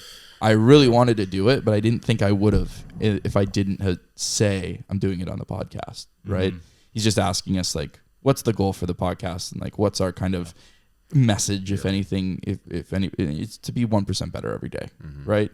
And that's kind of what we were wanting to do with the podcast. Like every podcast can be a better podcast. Fuck yeah! Like when I still think back to when we started. Like, but we loved doing it. We loved sitting down and just doing it. Well, I don't remember what we talked about, and I don't remember what we fucking were saying, but it was fun. He moved here May last year, but I stayed in Kelowna for the summer. That's where we met. That's where we started the podcast. We did it over Zoom, just to continue 20 the episodes. podcast. I mean, and it was. We wasn't as fun. Enjoy it. Like it was a completely different game. The same it's not. No. Yeah, but we got through it. I saw it as like honestly a speed bump that needed to like. And we did do well with it. There was some good episodes. Our best episode is actually over Zoom. Yeah, it was one of our best. Howdy Pussies, what the episode's called. Was that over Zoom? Yeah. Oh, that was fucked. That's so funny, actually. It's pretty good. Yeah, that's hilarious. Yeah, that's so funny. Yeah. I'm trying to think. Do you want to do that activity where we all do some drawing and we just chat away and see what happens? Sure. Yeah. I don't know how long you want to give us, like 10 minutes, or is that the? Maybe maybe at least 15. Okay. Yeah, for sure. We're in no rush here. We're no rush. Do you have a pencil? I can give you a pen. You want a pen? I'm thinking I might use my own. Yeah, get in there, bud. Yeah, feel free if you want any lemon water. Thanks, man. Appreciate that. Just a little bit of coffee. From Seattle's best. Try to keep my. So I don't know if you see that my sketchbook got water damaged, and somehow the pages are not that bad. That's huge. Which is great because like I have all these. I've been doing these. I call them my ghouls. I draw these sad little skeleton men. I've been looking at your stories. I've been seeing you post stuff. Yeah. Oh, nice. So I got these sad little skeletons in here, and I'm collecting them and slowly making them into a series. I don't know. Yeah, I just randomly draw them. So maybe I'll do one of those. Okay. Try to draw one of those. That was the one I did at the coffee shop. Are we gonna draw skeletons too? How should we do it? You guys want to draw a skeleton? Sure. I'm gonna try and draw a skeleton. We'll all do a skeleton. Oh, mine's really simple. We'll try to chit chat about more art stuff. I'm gonna pull up these pictures. I want to show you this. Yeah. And any question you have, just let me I ripped up a Grim Reaper back in the day. Oh, nice. Oh, yeah, because you said that you drew. Yeah, I took some art classes back in high school and stuff. Cool. I was a bit of an artist myself when I was younger. Yeah. Believe it or not. That's awesome. Yeah, if I had one disability, it'd be drawing. But I'm excited to try. Yeah. I'm excited to give it a shot. Where is it? So good. Am I allowed to do a landscape or something? Of what? Anything. I'm not. Or should I try the skeleton? Should I try the skeleton? Do a skeleton. Okay. Put some landscape in there. I'll set a timer in a second here. Oh, I mean, like, fuck, it's not the greatest, but I mean, you know. That's sick. I like that. I did my little How to Train Your Dragon toothless. Oh, nice. When was this? Oh, that's cute. This was 2015. I drew these. Nice. And I drew this little like nuke thing with a stick and an eyeball going through it. Damn, I don't know what rad. that was about, but yeah. Yeah, man, that's awesome. All right, okay. I'm gonna set a 15-minute timer. Oh boy, the time is on. Are you from Victoria originally? No, I've lived here probably like. This is 11. awesome. I love this. I'm scared to draw.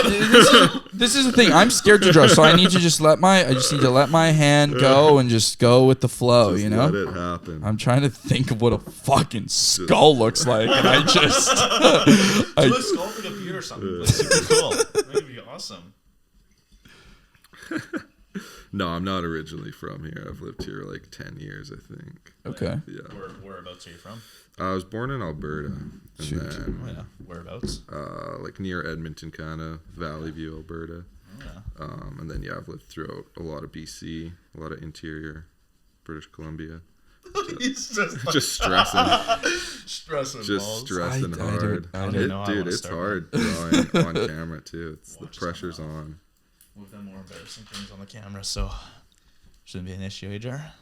Oh, that's very true. I journal every morning, and I've been Nice. like just Googling. I found this website. There's like prompts for every day of the year, Yeah. and the one this morning was, "What do you think the next car will be?" And do an illustration of it. Oh, so shit. mine's like a nuclear reactor car, like Yeah. like a mini nuclear reactor in there. Pretty beautiful work or what? Yeah, and I got Yeah. like these fucking propulsion Oh, devices nice. under each wheel, so it also hovers. Yeah. I love it. Oh man, this is not okay. We got some issues to fix here. What's like? Do you find you just enter like a creative zone when you start drawing? Like you just like you're somewhere else, just you, your hand, the pencil, or like what do you think of usually? It's changed over the years. I'm kind of so great way to look at it, and I think any artist that's been doing art for an extended period of time kind of agrees with this to some degree. Is that it's your creative process becomes like a relationship, and it can be like a really unhealthy relationship, or you can find ways to make it healthy. And I've kind of been doing it long enough that my relationship with it is there's a certain level of stress that comes with it. Yeah, I can only imagine. That I've kind of like I'm trying to get over because it might be a bit self-imposed. Yeah, so sometimes I drift away, and then other times it's like pure resistance and kind of tension. But you kind of have to be conscious of that, and that's the thing is you do kind of make this this conscious effort to feel a certain way. And it depends on like what you're creating, and how you set yourself up. Like I've been really trying to make sure I'm in a very like non-stressful state or environment when I'm creating. I was gonna say, like, do you try and use like your emotion to your benefit? Like, sometimes do you draw when you're sad, and does it affect what you're drawing? Like, I think vice so. versa. You know? I think it does for sure.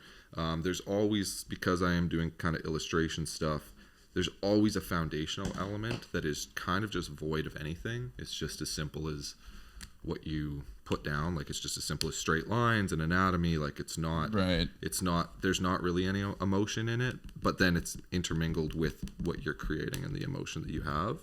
Mm-hmm. So it's this constant push and pull of that. And that kind of creates the relationship you have with your work, if that makes sense. It's not always one or the other. But yeah, definitely the way you're feeling has an impact. But it's almost like to carry on with the kind of what you said about drifting away. I guess to some degree you do. It's almost like I pick up right where I left off. That's more what it is. It's more so that, again, I've had this 10-year-long relationship with this craft that when I sit down, it's like right where I left off, I'm picking up from again. And it's a 10-year long journey. It's not like I'm picking up from like a week ago. Even if I did a piece a week ago, I'm picking up from all of my skills over the last 10 years. So it does feel like drifting away because it's the most kind of intimate thing that you have in your life. If you've given that time and that amount of energy to something, it does become so intimate because it's where all of your life has gone towards. So there, in that aspect, I do drift away.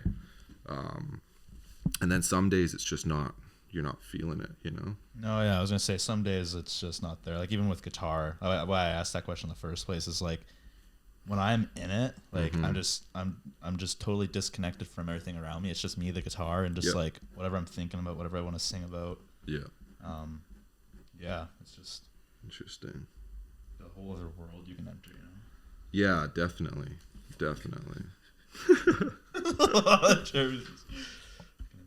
Trying a guitar. With with all the fashion stuff, I was looking at a lot of your reels and everything, and whatnot. You have to have girls knocking on the door, right? Right? Like mostly men. That's how it goes usually. I've noticed. And it's also like people always joke about that, but it's also like, well, of course it's gonna be guys. Girls don't look at guys' fashion or physiques. They don't really give a shit, you know. Like it's either gonna be straight men wanting advice or gay men finding you attractive. So it goes Isn't that the best when a gay guy finds you attractive? What an ego boost. Yeah, right. Love it's it. Like, okay, I'm doing something right. No, and it's like, and I always say too, like, you're not ever really in control of your audience, and I don't want any particular audience, you know. I don't really, not in like a negative way. I don't care who follows me or who I interact with, because I'm just kind of happy to interact with anybody. And again, it makes sense for the stuff I create, you know. But yeah, no, I mean, I think there's, I look at a lot of women's stuff that they post fashion or fitness stuff, and they have such a strong female following as well. They do. And I just don't think like straight dude, I guess, I don't know, maybe I don't really know the marketplace and niches of a lot of things. I just kind of post and I don't think about what's happening, so I'm maybe a bad person to ask about this, but I just see like on fitness shit, like a lot of girls will just support each other, just look at the comments as girls, and just like exactly, just as friends. And with, I don't think guys do that as much to some degree. I don't know. It depends. I feel like maybe also probably depends with the content you're creating and all that stuff. I try not to think too much about it because it's kind of a lot of energy that I don't know if I even want to. Like, I'm more concerned with just creating shit. And that's kind of where I am right now, as I've been on social media long enough.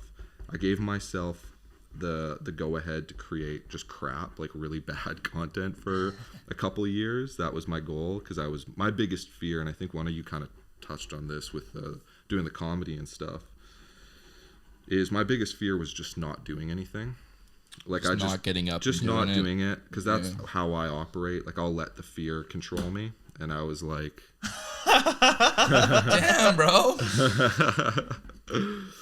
And that was my biggest fear. So I was like, you know what? I'll just create stuff that I don't even feel like represents me, and I'll like make a fool of myself just so that I can say I have done it. Because my biggest fear right now is being the same person I am right now. And you go through different stages. Sometimes your biggest fear becomes like, well, being misrepresented. That does become your biggest fear.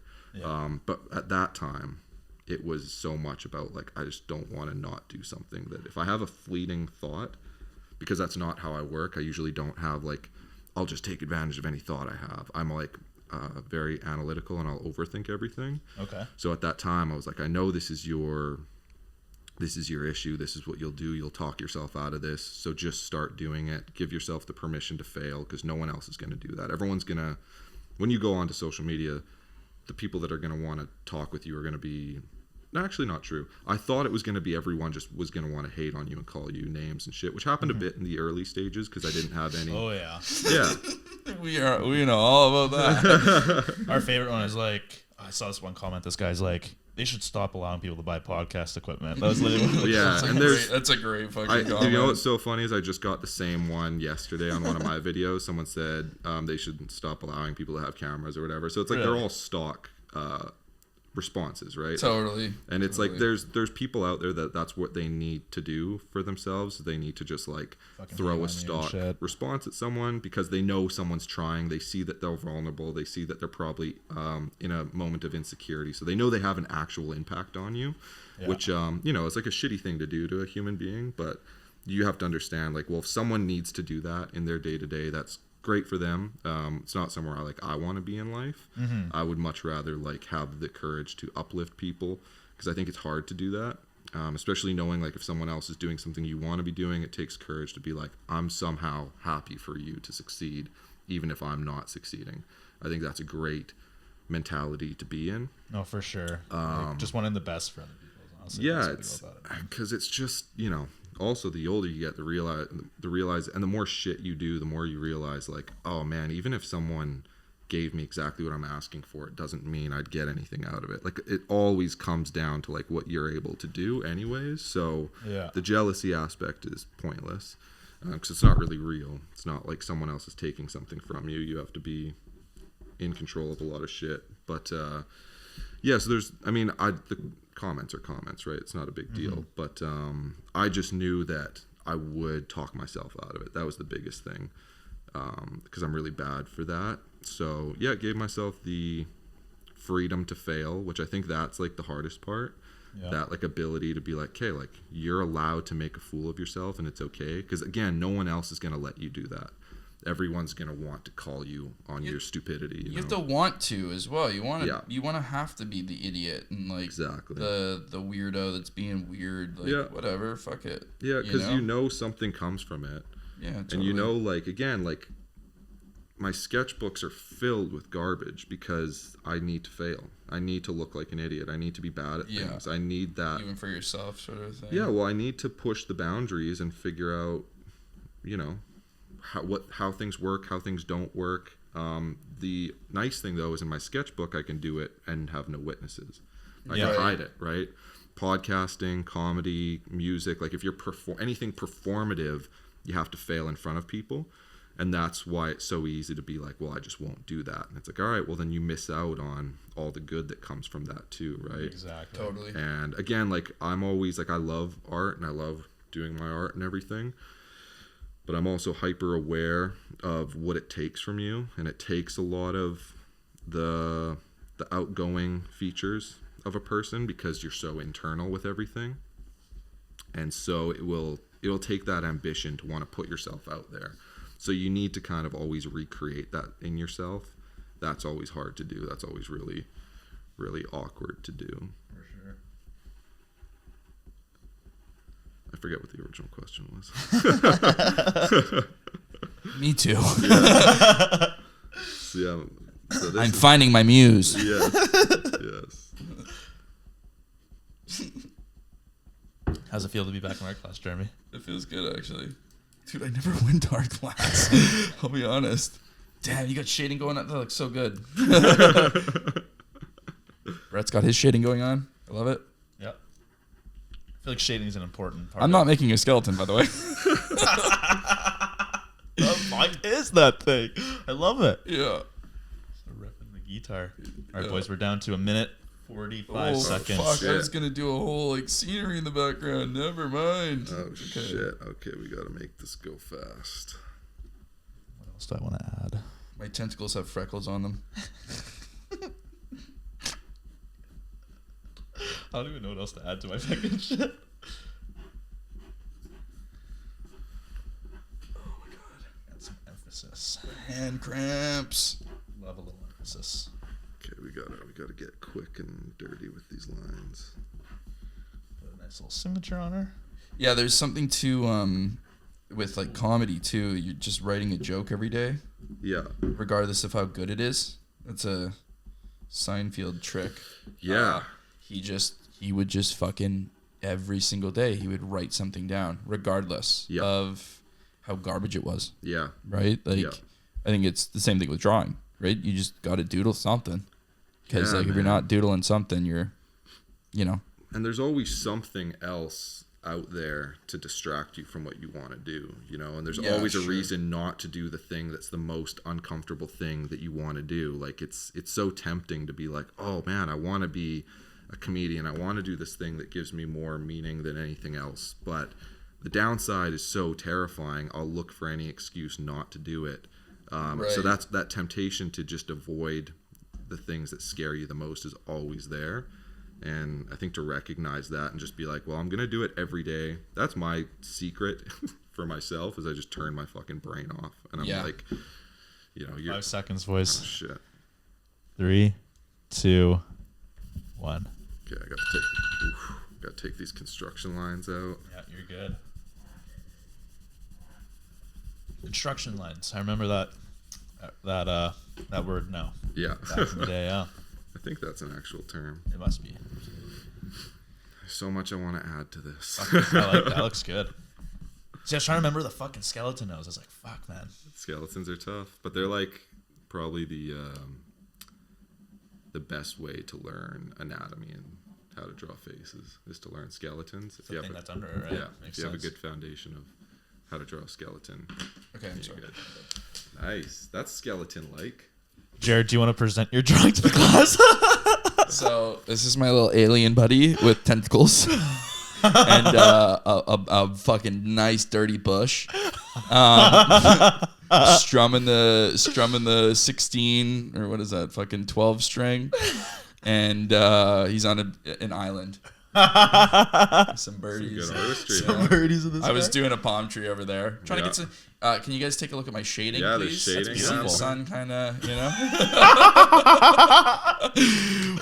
I love it. What do you think, Josh? Oh, pardon me. Sorry. Let me just. Yeah, There we go. definitely sign it. Good composition going on there. You know, I like it, man. Layers. Yeah. There's something Shading, special layers, about that. I feel like you know, it's more about the heart and soul put into it. Than absolutely. He's standing on his tentacles. That's beautiful. You know? I like that a lot. Yeah. All right, I'll present mine here. So this is my skeleton. This is Timmy. That's what I call him. This is Timmy, you guys. He's got the teardrop tattoo. Yeah, he's got the teardrop tattoo. He actually got it at a really young age, so it like stuck to the skull. It actually still has some good teeth together. I got the neck going on. Is that the brain? He's still got a little bit of a brain left in him. That's He's a little fresh. I like that. I tried to keep the teeth somewhat 3D there. The viewers can That's see. actually really well done. That's awesome. Good job. What do you think, Josh? Great. I love it. Got cross hatching. The smile is my favorite part. And the neck. The smile and the neck. I like that. The neck does look good. Yeah. The neck's a good. I wasn't good sure if I was touch. going to put a body there or not. Or What's the word? atomic. Fucking Christ. Atomic. Atomically. Transformally correct. Correct. All right, Josh. Let's see what you've Let's see the created here. masterpiece. My skull. Wow. So- Oh, he's Good. he looks like he's kind of like got a little he's like kind of angry a little bit. Oh yeah, he's got some. A little he's sass got to some him. issues, Yeah, a each little one sass. has a different personality. I like trait that. to them. So I usually draw one and then I'll create like a little story behind them and write. Is that what you were going for with this guy, or Yeah, what's his just story? someone a little more stoic. Okay. Yeah. Yeah. More Just kind stoic. of Yeah. Fuck maybe yeah, it's thinking awesome about looking. something. Exactly. Yeah. Yeah. Interesting. Here, can I take a picture of that? We'll put it up on of the course. podcast. That's awesome. Yeah. That's $500. yeah. That was a live drawing. Like, what are we talking about here? That's fantastic. Yeah. Cool, man. Well, fuck. Is there anything you want to plug? Is there anything else you want to get through, Brett, or are we good here? Yeah. If you guys, I can stick around more. If you guys have any more questions. I don't we really touched on everything I had written down. A little bit of Yeah. everything. Yeah, it was really cool. We could shit talk a little bit more if we wanted to. I'm down for that. Yeah, absolutely. Sure. I have to say this was a very nice experiment. I haven't tried drawing in a long time. Yeah. This is fucking really big for me Pretty actually. impressed, So honestly, for someone who to go all out and do tentacles and a guitar. You went chose a lot of. How many difficult tentacles shit do you to got draw. there? a couple, 6, 7. Did you lose one? No, they're intertwining too. They're going through each other. I actually noticed that. Yeah, that's Yeah, kind of that's neat. the thing is there's actually real foreshortening and everything going on. I watch a little bit of hentai in my day. So Shadow under the. yeah, right. I was gonna do sand, but it's fine. Yeah. That's awesome. So what podcast is this? What number? This is 73. Nice. And so you guys said you gave yourself a 3-year goal. That's the And goal. 3 year, hit 150, and we'll do a fresh restart and kind of nice. Put everything behind a paywall. everything that has been done up to that day will go behind a paywall. Cool. But hopefully at that point, it's like we're exactly where we wanted to be and you know what we want to do. Doing 2 podcasts a week, one paid, one free. Like that'd be cool. That's the formula we're gonna follow. That's the formula that's worked for other people. So is it gonna work for us? We can't really say, right? Like I know Tim Dillon is the guy that I love. He's one of my favorite comedians out there right now. And he was doing stand-up for years before he started his podcast. But nobody was listening to his podcast until he just started doing the social media stuff. He started posting the video on the YouTube and actually started just grinding away the other stuff. Obviously, he also paid somebody to do it, which is kind of nice. But I don't know. It's like it's cool to see it. So we just have to take those steps. You know, grind it out. And get through it. Also, we've had more guests on the past 3 months than we have the entire time doing it, and I really enjoyed talking to new people. Like, it's cool to hear how, you know, I mean, it's a lot of similar stories, right? Where it's just you get to the point where you're like, hey, this is what I would like to do, and I'm going to continue doing it like properly, you know, which is kind of neat. Yeah, I don't know. It's cool to see that there is other people out there that are just giving her. Yeah, it's awesome. Yeah. I mean, everybody has something that they want to do. Right. And that's the difference of actually doing it and wanting to do it. It's a huge difference. And that's the thing is, even if you guys just keep doing it just because, I mean, you have the experience. And I've seen that before too. And you can see this in other people's careers where they'll have a foundation and a base. They'll maybe stop doing it for like 3, 5, 10 years. And then pick it up and then have their success later. Really? But if they didn't do it if they didn't have the experience and the foundation, like you need that experience and foundation, right?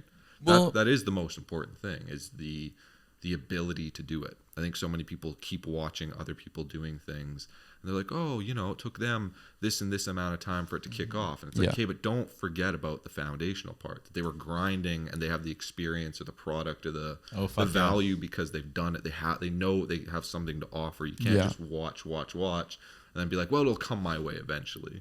Like that's usually not how it works. So it's cool that you guys are just like doing it. Well, and I'm not comparing us to Joe Rogan by any means. No, this is on par. You know, Well, if you go back to episode 1, it is. Yeah, for sure. Like if you go back to episode 230, it is like those episodes where they had their dumb, stupid mic. Blue screen. Their mics were completely like all over the fucking place. Pussy ad, like they had a pocket pussy ad. That's right. That'd be so cool. I don't know. One of those. Yeah, I know. Not but pocket pussy, but the ad again. And I'm not comparing us to Joe Rogan, obviously. But you are. But I want to be us, you know? Exactly. Like I don't want to. Like the goal isn't to be Joe Rogan; it's to be us. And like we're only gonna fucking get there if we continue doing it. And I don't know, it's cool to see that it takes a lot of effort to get through that stage. And that's only what you see. That's what I always find interesting, is like you can research all these people. You have no idea what went on behind the scenes. Totally. That's just what you see. It's already more work than you can fathom of what you know and see. And then there's everything else. So it's always more than is even comprehensible. Like you can't actually even understand it, and that's why my trick is just to turn my brain off, because I'm like, I can't understand it even if I wanted to. So I just have to set 5 or 6 guidelines that I know are fundamentally true. Like I just know that I've done my research enough times, and it keeps landing back to this point that this is a necessity for social media, or for just certain for just entrepreneurial situations. Just the creation of anything. I know that this works to some degree, and I know it works for me. I know it works in the world. It's as true to truth as can get. And then I'll just operate on that basis, turn my brain off there, and then utilize my mental energy for anything that actually matters that's in the present time. Because if you're always thinking so much about the past, so much about the future, predicting, contradicting, and thinking about the past and kind of being angry at that, how much attention and time do you have to actually put into the things that are like controllable now that you should be doing better at, right? It's kind of like in the gym. You can always, when you come into the gym, remember all the stupid things you did prior to and feel insecure, kind of have weakness in you, or be thinking about how much better you wish you were and putting so much energy into that. It's like, what if you just shut all that off and just did the best you fucking could right now, what would be the outcome? Better than both those other scenarios. There's a lot of energy going back and forth. Like that's a lot. It takes a lot of mental energy and physical energy. What if you put that all into just doing the thing you're supposed to be doing? The outcome will be better regardless. Interesting. Just bringing your mind and thinking about it, sort of a thing. I don't know. Staying focused on one thing and putting all of your brain power. It's funny how you say shutting your mind off, which is kind of the opposite of what you're doing. Yeah, exactly. You're turning your mind directly on. Exactly. Right? It's a weird way exactly. If that makes sense. I don't know. I've been looking into like, have you ever heard of the I love you water test? I love telling people this one. You know this one. Yeah, the water test. Pretty much like your intentions matter is what it comes down to. And scientists like don't all that matters, really understand why, but if you take like a jar of 2 jars, put a cup of rice in each and put a cup of water in each, take one outside and say you love it and sing with it and, you know, give it all this good energy. And then you take the other one, go into a dark room and say, I fucking hate you. You're going to die. You're the worst. Yeah. You put them in the same spot and they just sit there for 2 weeks. The one that you say I love you will turn a white mold and will mold way longer, like days longer. Then the one that you say I hate you, it'll turn to a black mold and it'll mold much quicker. And it's like, okay, maybe there's more going on to like water and humans and actual like your thoughts. I don't know, right? Oh, well, 100%. Right? And when you think about it, we're 70% water, so wouldn't the same fucking things affect us in the same way, right? So you have to be always conscious about your thoughts and what you're saying. I don't know. Again, it gets into pseudoscience stuff in some people's opinion, but personally for me, I think it's true. When you tell yourself you're going to do well and you know you're going to do well and you believe it, it does work. Well, the funny thing with like the whole pseudoscience thing, none of us in this room are scientists. Yeah. None of us online are scientists either. So it's all fucking pseudoscience because none of us are looking under the microscope. Even if we did look under the microscope, we're too uneducated to even know what we're looking at. So it doesn't matter. Whatever you choose to make sense of the world is going to be not real. You're going to be wrong. Yeah. You'll be a bit right, but you'll be a lot wrong. Doesn't really matter. It just has to be true enough. And it has to have a proper outcome. Yeah. So the idea that like there's the people that are kind of like the contrarians that just want to play devil's advocate on and everything. Find every time you're wrong. Yeah. And it's like, dude, you'll always be able to find something that's wrong because I'm going to be wrong all day, every fucking day. Yeah. What does this offer? What does this do? What's this bringing me? What's this bringing you? What's this make anything better? It's different if you're like, you're making a big mistake. You need to stop doing this. That's different. But always waiting for someone to fail and being like, I'm going to call you on it. It's like, I'm going to be wrong all the time, man. Because like, I don't know everything. Like when you break it down practically too, I always think about this. We all think that we have the answers to everything. And we love calling people out when their philosophy and ideas don't sound great. Yeah. But I always think about like, okay, so take anything practical. Could you build like a ship? Could you fix a cruise ship? Could you rewire a home? Could you build a home with concrete, level it, make it sustainable, and live in it? Can you start like anything really difficult that's complicated, that's practical, that people do every fucking day? Like it happens every single day. Can you fly a helicopter just by doing it? Fuck yeah, I could. Well, everyone has that confidence when it comes to anything that's like spiritual or anything. Everyone knows. But when it comes to anything practical, you're fucking useless. Yeah. So if you just realize that everything is beyond you, and you just have to put in like real practical steps to understand anything. Yeah. But when you're ignorant, everything's beyond you. You don't know. So you just there's faith and there's practicality. Well, you can't be dumb and faithful with blind faith. You need to be like, well, if I want to build a home, I'll learn how to build a home. Yeah. It takes work, but I'm not going to act like I know what the hell I'm doing. And we do that a lot with like belief systems or the idea of like, I think intent is everything. You can do the same thing 10 different ways or similar ways, but if your intent is hyper focused, the outcome is so different. And you see it with if someone was like, I want to start a podcast, but your intent is truly different. Yeah. Because the more you do something, it becomes so complicated. It's like a painting. The more layers you add, the more things you add into the painting, it becomes so complicated that you can't finish it in a day. Yeah. You need to pass it on to yourself over and over and over. You need to rest. You need your soul and your brain to get back to normal. You need to study it. You need to redo. You need to start out. Like it takes so much that you yourself can't even comprehend what you're doing. Yeah. You didn't comprehend it in that moment. It took that takes a process. That's how limited you are in your capabilities, that it takes a while to actually create anything. Yeah. And we go, I heard one thing and I disproved it. Now I know everything. Yeah, it's right, like, why do we operate that way? It's Yeah. nothing in life proves that to be true, but that's how we act every day. It's so crazy. Yeah, it's true. It's so wild. Well, it's just in conversations, there's, well, no, you'll get that, you know, well, no, it's like, and then they give you the reason. It's like, well, no, it's like, you know, like I don't take that. I don't know. Yeah. It's interesting though that I get what you're saying. Mm-hmm. Yeah, we were just kind of wired to always find the wrong, even though it could be right. Yeah, no, yeah. My auntie does it to me a lot, man. I'm just like, I'll be doing something, and she'll be like, well, she'll try to explain it to me, like why I should do this differently. I'm like, but you don't even do this. Like you're not even trying what I'm doing. Like why would I take your advice? Oh, and that, you know, a great segue into being an artist or an entrepreneur, because we're operating on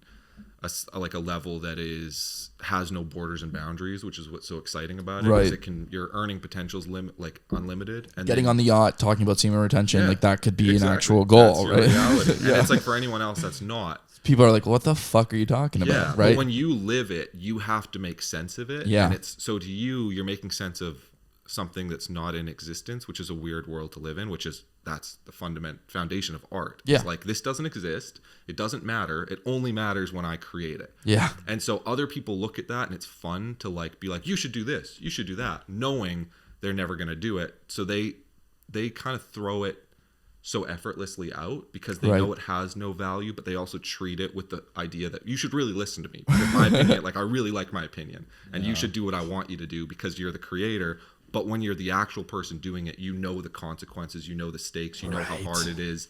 And so there's always that. As an artist, you just have to get very used to people giving their unwarranted opinion. Yeah, and like it's not even always like in a disrespectful manner. To you it is. Like it's gonna be, they're gonna be shitting on your life. But for them it isn't. They're them, not it's just nothing. Yeah, I get they also what you're don't saying. even understand, like they're so ignorant to what they're even saying, they don't even know they're being disrespectful. Like when I work construction and shit, I stopped talking about art at all. Oh, I bet. I just like, this is pointless. Well, they're just like so many times they're like, oh, what are you doing tonight? I'm like, you know what? Like I work here, then I go home and I have to work on my art, and I'm trying to make money, And they're like, oh man, that's a fucking hobby. You got to give that up. I'm like, cool, just have done it for the last 10 years and sacrificed my youth. But it's a hobby. Just because you said it, I'm going to. I never thought about it that way. Now that you say it, I should quit. And everything's a hobby. Everything's a hobby until it isn't. Yeah. Right? When you make that conscious decision to stop making it a hobby, it's not a hobby anymore. That's the thing. You know, and it's hard for some people to wrap their heads around that. And that's the thing. That's the thing where it's like you can't really judge people based on that, but it's just like, okay, whatever, dude. Right? Like, and it's why it's really closed-minded too. Yeah, it's really important for creatives, not necessarily just to support each other blindly, but to understand how hard it is to support each other in a very real way. I did a blog a little while ago that was talking about, or it was just a quick write-up about, we support art, we don't support creativity. And I truly have, over the years, I really believe this is true. If a trailer for a movie that's spent the last year being written, the next year and a half being shot and edited, and then the next 7 months being the trailers created, marketed, packaged, ready for distribution, we see the trailer and we go, that's creativity at work. It's like, no, that's manufactured art. All the creativity's done. It's already been finished. You're buying art. You're not buying or supporting creativity. It already has the creativity happened. Yeah. Like there's an entire process to get that creativity finished because it's going through something that allows it to be done. People that are being creative, this is creative. Because you guys don't know the outcome. You're not perfect at it yet. You're still figuring it out. Yeah. This is what creativity actually is. And people will look at this and be like, I don't know what you're doing. I don't know if it'll work. I don't really care. Figure it out yourself. I'm not really going to support you. And if I don't like it, I'll even maybe shit on it. Because that's fun to do. Because you guys are vulnerable. Because when you're creative, you're vulnerable, right? Because you don't know either. You're just there's a certain level of insecurity in creativity. And people don't usually support that. It's very quiet. The moment you can create art, and it's already, the creativity is done and it's been processed so that you can consume it. Like that's the thing, is all the marketing is just like, how can I make the most amount of people want to consume this? Right. And then they're like, that's creativity. That's the marketing. The marketing is in play at that point, which takes... It's all done. Well, so what you're kind of saying is we consume art, we don't consume creativity. No, because it would be more like actually wanting to see bands play and seeing the value in that when they're not going to very see them good. live, Seeing where and like, yeah, seeing them live and just your local artists, your local creators. Just I think also just understanding art better, like having a better understanding Sure. of like I'm gonna put a bit of effort into knowing that there's more worth in to it, this. even if it's because that's the thing is if you're come from a family, most likely they hear you're going to be an artist, they'll probably kind of respect you once you have a career and money and you can say I'm an artist now because I work for this company. Yeah. But if you're like amazing and you're still making zero money, they're like, well, not really an artist. You know, it's like, and that's the thing is it's like you're not supporting the fact that without the creativity and the people sacrificing their lives for creativity, there is no art. There is no industry. It takes the creative minds to take that risk and be like, I have to do this regardless of the outcome, if it's good or bad. I just have a compulsion to do this. It takes that person, but no one respects that person until you it's this weird vicious cycle that people don't understand that they're like perpetuating. Well, it's just our average day consumerism is what it comes down to, right? Because we just consume art blindly almost at this point. And there's so much out there. It's just insane how much content there is out there now, right? So I mean, for art, for podcasts, for everything, like it's just there. Every niche is no longer a niche almost, right? Very like true. You know, you find your niche and you work with that, but it's I don't know, it's interesting. Like we live in a very cool time for that, you know? And I hope in the next 10 years with this AI revolution, because we're in it, we're in the day and age of AI. Have you touched ChatGPT at all? Have you tried that? I haven't tried any of that. Are you aware of it? I am. Yeah. It's bonkers. It makes anybody sound so much more professional than they really are. Like, from anything, right? Like, I don't know. I feel like in the next couple of 5 to 10 years, like we're going to be in a new, I'm praying and hoping like a golden age of creativity in art. Because I feel like I'm hoping that money will change drastically in the next 10 years. I think it's going to have to with AI because so many jobs are going to get taken away. Like people in school with that shit. It's just writing very papers strange. are just going to be getting thrown in there, I imagine. I mean, when did the teachers start using it to grade their shit? I mean, what are we doing, right? Like anybody could use it at this point. They pay the subscription. It's only going to get cheaper. There's only going to be more options in the next year. I don't know. I think that UBI is going to be a real thing that's talked about, like maybe not in the world, but pretty damn soon. We'll see. I hope that we can get past greed as a civilization before we nuke ourselves, because with AI, it's just terrifying. It's either going to go bonkers or it's going to go bonkers one way or bonkers the other way. Yeah, we have no idea. It's probably going to be a bit of both.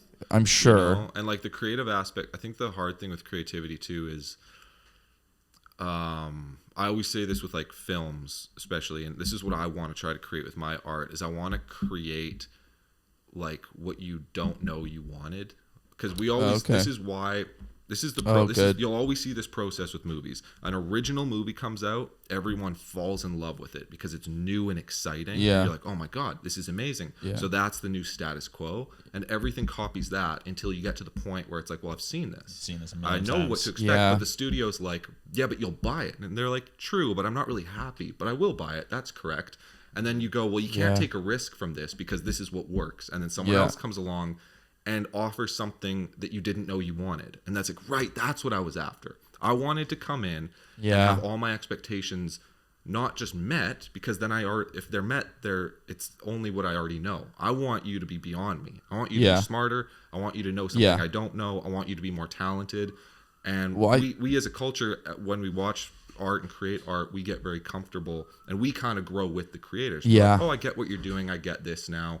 I need you to trick me. I need you to be better than this. And like a good quote, I think it was Henry Ford, said something like, if I asked people what they wanted, they would have said a faster horse. Right. Rather than, because they didn't know what the fuck, it wasn't invented. The vehicle was not invented, right? So you have to be the inventor. You have to be the person that offers something new. And again, it's why creatives are so important. But when someone's doing something creative, it's never going to look intelligent because it's new and no one gets it. So there's always this buffer before it's socially acceptable. And that in between stage is and that's why I always support creativity over art, because I know that in between stage is where really interesting shit happens. Yeah. And you have to be, most people aren't going to be supportive of that, because it's like, I don't know this is different, this is rap music, this is jazz, it's like you're mixed, like, I don't like this because it's not. But there's the issue now where it's like everything that's good, or everything that good or does well in the box office just gets fucking wrung out to the point where they're like, superhero movies suck now. Like, they're just not what they used to be. Iron Man 1, Spider-Man 1, like, they were just, they were fun. They were like, oh my God, these comics are coming to life. Like, this is so cool. Different stories, kind of the same, but different, you know? And I don't know.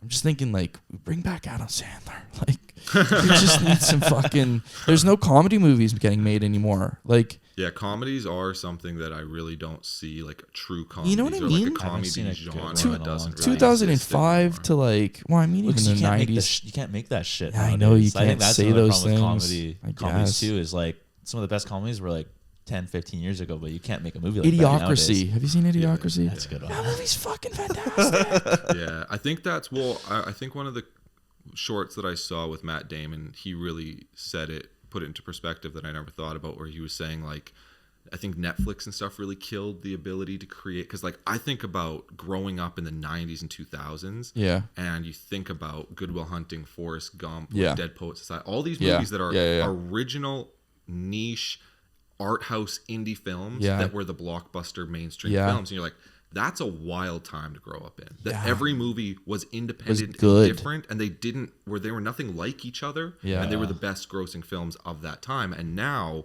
I kind of blame Marvel and I kind of blame Netflix, because it's like they've created such a monopoly on film. Totally. And they're like, well, we'll be the drama, we'll be the comedy, we'll be everything. You don't need anything else. This is the status quo.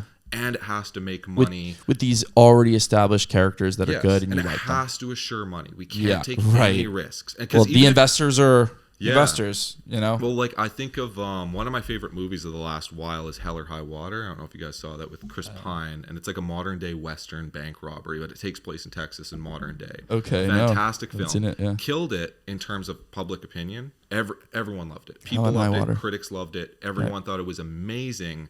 But after 6 months of it being in theaters, you never hear from it again, because it was going against all the Marvel films. Right. But it was an original film. Well acted, like one of the best movies I've seen in so long. Okay. But it didn't spawn more like it. Yeah. Even though it hit all the marks, it made okay money. Like, it hit everything it should. But that's not going to spawn anything, because it's like, well, why would I invest in this, even though it was perfect, when I can put half the effort in and make 10 times the money doing anything else. So it kind of, I know, that's where we're at now. I think it'll break eventually, and then there will be more creativity that comes through. That's the thing too, man. Like, creativity is so messy and ugly. We want it to be clean cut. We want it to be, it's cutthroat. Yeah, it's just, especially in that bigger industry, the higher industry, if you will, right? Like, I don't know. Yeah, it's interesting to think about, for sure. Yeah. Well, okay, we're on movies right now. I got to ask you, what would you say is your, like, top 3 movies ever? I know that's a hard one, and you can think about it for a second. I don't know, like, is there ones that just, like, do you go for cinematography? Do you go for script? Like, what's your kind of go-to with it? Different movies for different reasons, and I could even probably put, like, a really stupid, silly movie in my top 10 or top 5, because it like makes me feel good. You know, it could be a really bad movie. Yeah, Little Rascals is good. I got you. Yeah.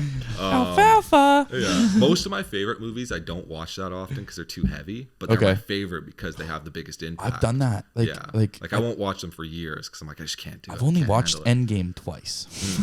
I know, like, when it comes to Marvel, I feel like that's where Marvel died. When they killed Thanos, just end the fucking all of it. Just burn it all to the ground. Tony's dead. Just fucking burn it to the ground. I wish they would have just ended it there. Yeah. It would have given me more love for the genre of superheroes, I feel like. They set it all up for so much more. But yeah, that's interesting. Some movies that, like, have that they have that impact on you. You can't watch them too often. So, like, I would say 3 of my favorites. The 2 that I know right off the bat are Good Will Hunting is one of my favorite films. One of the best. Because it's just, dude, it's so impactful, and it's predictable in the sense of like I know how the movie's probably going to end. That's my favorite thing. Because I think there's two different ways you can do it. You can have such a strong hook that you have no idea where it's going, but then you have to deliver on the hook. Yeah. What usually ends up happening is they have such an amazing hook, and then the ending sucks because the hook's too good. Yeah. You can't like live past the hook. The hook's too good. Yeah. Or you actually do surpass the hook, and it's this amazing experience all around. Or you have a movie where it's like, I don't care if it's predictable or not. I'm invested. Yeah. I just need to live through this moment. I need to live through this and get to the end to know what I feel, because you have my heart. Like, you have my emotions. Yeah. I'm ready. Like, and that's Good Will Hunting did that for me, where it's totally like, every time I watch it, I just fall back, I let go, and I watch the film, and I'm like, oh, fuck, that's so good every time. That's nice, though. For writing and just for like how raw it is, because it was so independent. And then a movie called Midnight Cowboy for direction. It's from 1969. Okay, John wow. Voight, like Angelina Jolie's father, and then Dustin Hoffman. Okay. And it was the first R-rated film to win an Oscar. Oh, wow. Which is pretty huge. And it's like a dark movie. Pretty graphic. Really graphic. But not like there's, really intense shit. Like uncomfortable graphic? Like you were saying? And it's the way some of the scenes, the way it's directed kind of makes you feel gross. Yeah. And I love that. Yeah. I love the fact that it's able to convey that emotion with that technology too. Yeah. It's like it's 69. Wow. Yeah. Like that's to still cool. have that impact, and like, because it's a lot of it, they live on the streets and shit like that. So throughout the movie, there's about a halfway point. The beginning, I'm always like, oh, maybe this is really dated, because it's like some of the acting, and then within the first quarter, you're like into it, because it just gets you hooked, and then by halfway in, you're watching it. You're invested. You're not anywhere else, and that's why for me, the direction's so good, because it's like, oh, you do it every time. Every time I watch this, and I think maybe this isn't as good as I remember it, halfway through I'm back in it, and I can't escape. If I can't escape the movie, I'm like, you did your job. That's what I'm supposed to happen. I mean, there's little ones that come out that do well too, like Joker's Joaquin great. Phoenix, like that one. That's probably one of the most uncomfortable movies I've ever watched in my life. Yeah, and I was just you like, should watch Midnight Cowboy. It's very Joker-esque. Okay, interesting. I'll have to give that a watch. Yeah. Or even like Fear and Loathing. I mean, anything Johnny Depp does, he's just fucking dope. He's just so good at acting. I don't know. Like, the guy's insane. He is very good. But that movie is just incredible. I love the way it's filmed. Like, it's hard to watch it. Yeah. When they're high in that bathroom, I just like, I still have fever dreams of thinking of it. Yeah. And all the best movies I like are always books, too. If you notice that, like, the best 100%. Movies are books. Well, Midnight Cowboy was a book as well. Of course it was. Good Will Hunting was written in university as was it it? Was supposed to be. It was supposed to be a story, and then he made it into a screenplay. So it had the intention of being a novel of kind. And that's the thing, because when you write, I think, a lot of screenplays, it's meant to fit within 2 hours. Yeah. And when you write a book, it's meant to fit within 6 to 38. Yeah, right. Depends on how slow you are at reading. And that's the thing, is the characters in novels, you can always feel the depth of them. Sure. Because in a screenplay, usually you're just writing like lines, and then the actor has to figure it out. When you're writing a novel or a book, you're like maybe sitting with a character for 5 years. Yeah. And you can't replicate that. Yeah. You can't, that time element, you can't change, right? That's the nice thing with books, though, is that the actors that are playing that character, they then can read that book and fall in love with that character and then play that character much better, right? Yeah, like the movie Arrival. I don't know if you've watched Arrival. Seen that one, actually. Arrival is probably, it's like in my top 3 favorite movies. It's probably just a guilty pleasure of mine, something about it. Ted Chiang is the guy who wrote the book. It's a short story. Cool. It's like 30 pages, but it's turned into like an hour and a half movie, hour and 45 movie. And it's one of those movies where every time you watch it, you see something else. Yeah. Right. And I love movies like that. Like Coherence is one of my favorites. It's like a fan. Have you heard of this one? Coherence. It's like a fan film sort of thing. It was $50,000 budget. It was filmed in 2 nights. Cool. And it won a lot of awards. It's one of my favorite movies to watch. Again, just a mind bender. Yeah. And it's all improvised. All of the script is improvised. There's no lines. They're all like, there's the dude from Buffy the Vampire Slayer who's in it too, which is kind of funny. And they make fun of him about that too in it, like that he's a failed actor now. Anyways, it's really funny. He plays himself. Yeah, he does play himself. And anyways, that movie's just great. But yeah, with Arrival, the main character, she plays perfectly. I can't remember what's the actress. I can't remember what the actress is actually. I feel like it's this one chick. I don't have my phone. It's not Lois Lane from Superman, is it? Yeah, it is. Okay, yeah, you're right. Yeah, Adams. Yeah. Not Lindsay Adams. What's her name? Arrival, main character. Amy Adams. Amy Adams. You're right. Yeah, and Jeremy Renner's in it too. Yeah, and Jeremy Renner's in there. Yeah, it's just cool. I'll check that out. Yeah, I won't say anything about it because pretty much the first scene is the movie. And that I love movies like that because you'll watch it, you'll never know, and like you'd have to watch the whole movie to understand what I even mean. Right. But like it's a movie you could watch once and then watch another time and cry the whole way through it. Interesting. And like I watched it on the plane the first time too. Have you ever watched movies on the plane and cry easier on the plane? You know what I'm talking about? No, I very rarely fly. So. Okay, yeah. I don't know. Watching movies on the plane, I always find that I get more emotional. What do you think that is? I don't know, but I was watching Grown Ups, the first one. I started crying at the end of it. Like, it's a sad movie, man. It's a sad movie. It's a wholesome movie. I watched Arrival for the first time on a plane too, and there's some effect of that. I don't know. Interesting. But yeah, anyways, I don't know. I've always found that the best movies are books. Yeah. It's so, just... Well, and to finish off my list, which is a book first, is it's called The Assassination of Jesse James. Fuck, I thought you were going to say Twilight. The coward Robert Ford. Yeah, that one too. That's my fourth. Yeah. No, but that one is Brad Pitt plays in it. He plays Jesse James. I don't know if you guys know who that is. He was an outlaw in the 1800s. Him and Frank and Jesse James were these two outlaws. They were these bank robbers. And like I've grown up with those characters my whole life, but they're always Robin Hood characters in the Hollywood version. Okay. They're like steal from the rich, give to the poor, and they weren't. They were just fucking criminals. They were shown as Robin Hood characters in Hollywood. Yeah, and there's this mystique and mystery behind them because they were around in a time where you didn't have all their information. And I think notoriously, this is what I've heard, Jesse James would write his own articles about himself and like send them in. What a narcissist. Oh, dude, like, and that's the thing is this. It's a character study of this man he's the main character, even though he's really not in it that much. Yeah. And it's the assassination, so he gets killed in the end, which you already know. Yeah. So it's not even his story, but he's man, fuck, I love that movie. That's one of my, it's so good. And it's like the storytelling drifts between, like, it's narrated like a book. Okay. So, and it'll have this beautiful narration with the score by Nick Cave. Okay, so he it does just the score works perfectly. It layers over, and then the cinematography is, you can watch it without any audio, and it will be a beautiful movie from beginning to end. Wow. So everything's kind of perfectly in balance. That's and so then cool. it goes from that narration into purely dialogue-driven narrative. So there's no plot. It's just dialogue from scene to scene, and then these little intermissions of narration. So it's this weird way of telling a story, and your palate's not used to it, so it doesn't feel like you're watching a normal movie. Yeah. And I've had to watch it multiple times to really.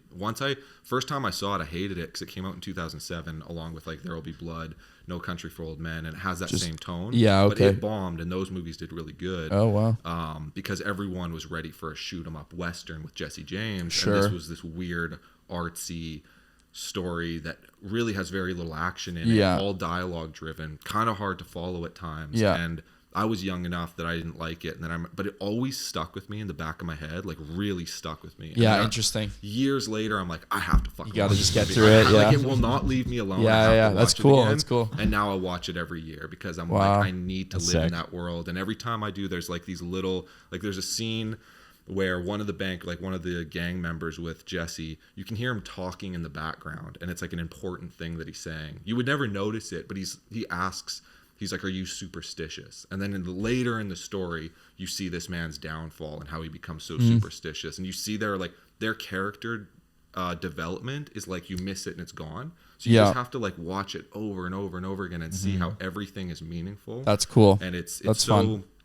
I love the idea of writing stories through dialogue and not plot driven, because with a plot it's like, this has to end this way. No, but it's more the characters that are driving the story rather than the plot. Every word matters. Well, this is the next step, obviously, in the plot, right? Yeah. And the supervillain needs to tell you their plan now, right? And this is fascinating too, because the relationship you have with the story and the characters, you like Jesse, even though he's a maniac, he's a sociopath. You sympathize with him. Well, the writing is so good too. Like, one of the writing elements says, like, rain fell straighter when he was around. The room was hotter when he was in them. Like he had that presence. Of people were just enamored and in love with him. Yeah. And and in the movie, the great thing is you get that narration and then you get to see it acted out. And you're like, oh yeah, I do kind of like this guy is charming. Yeah. He is like a force of nature.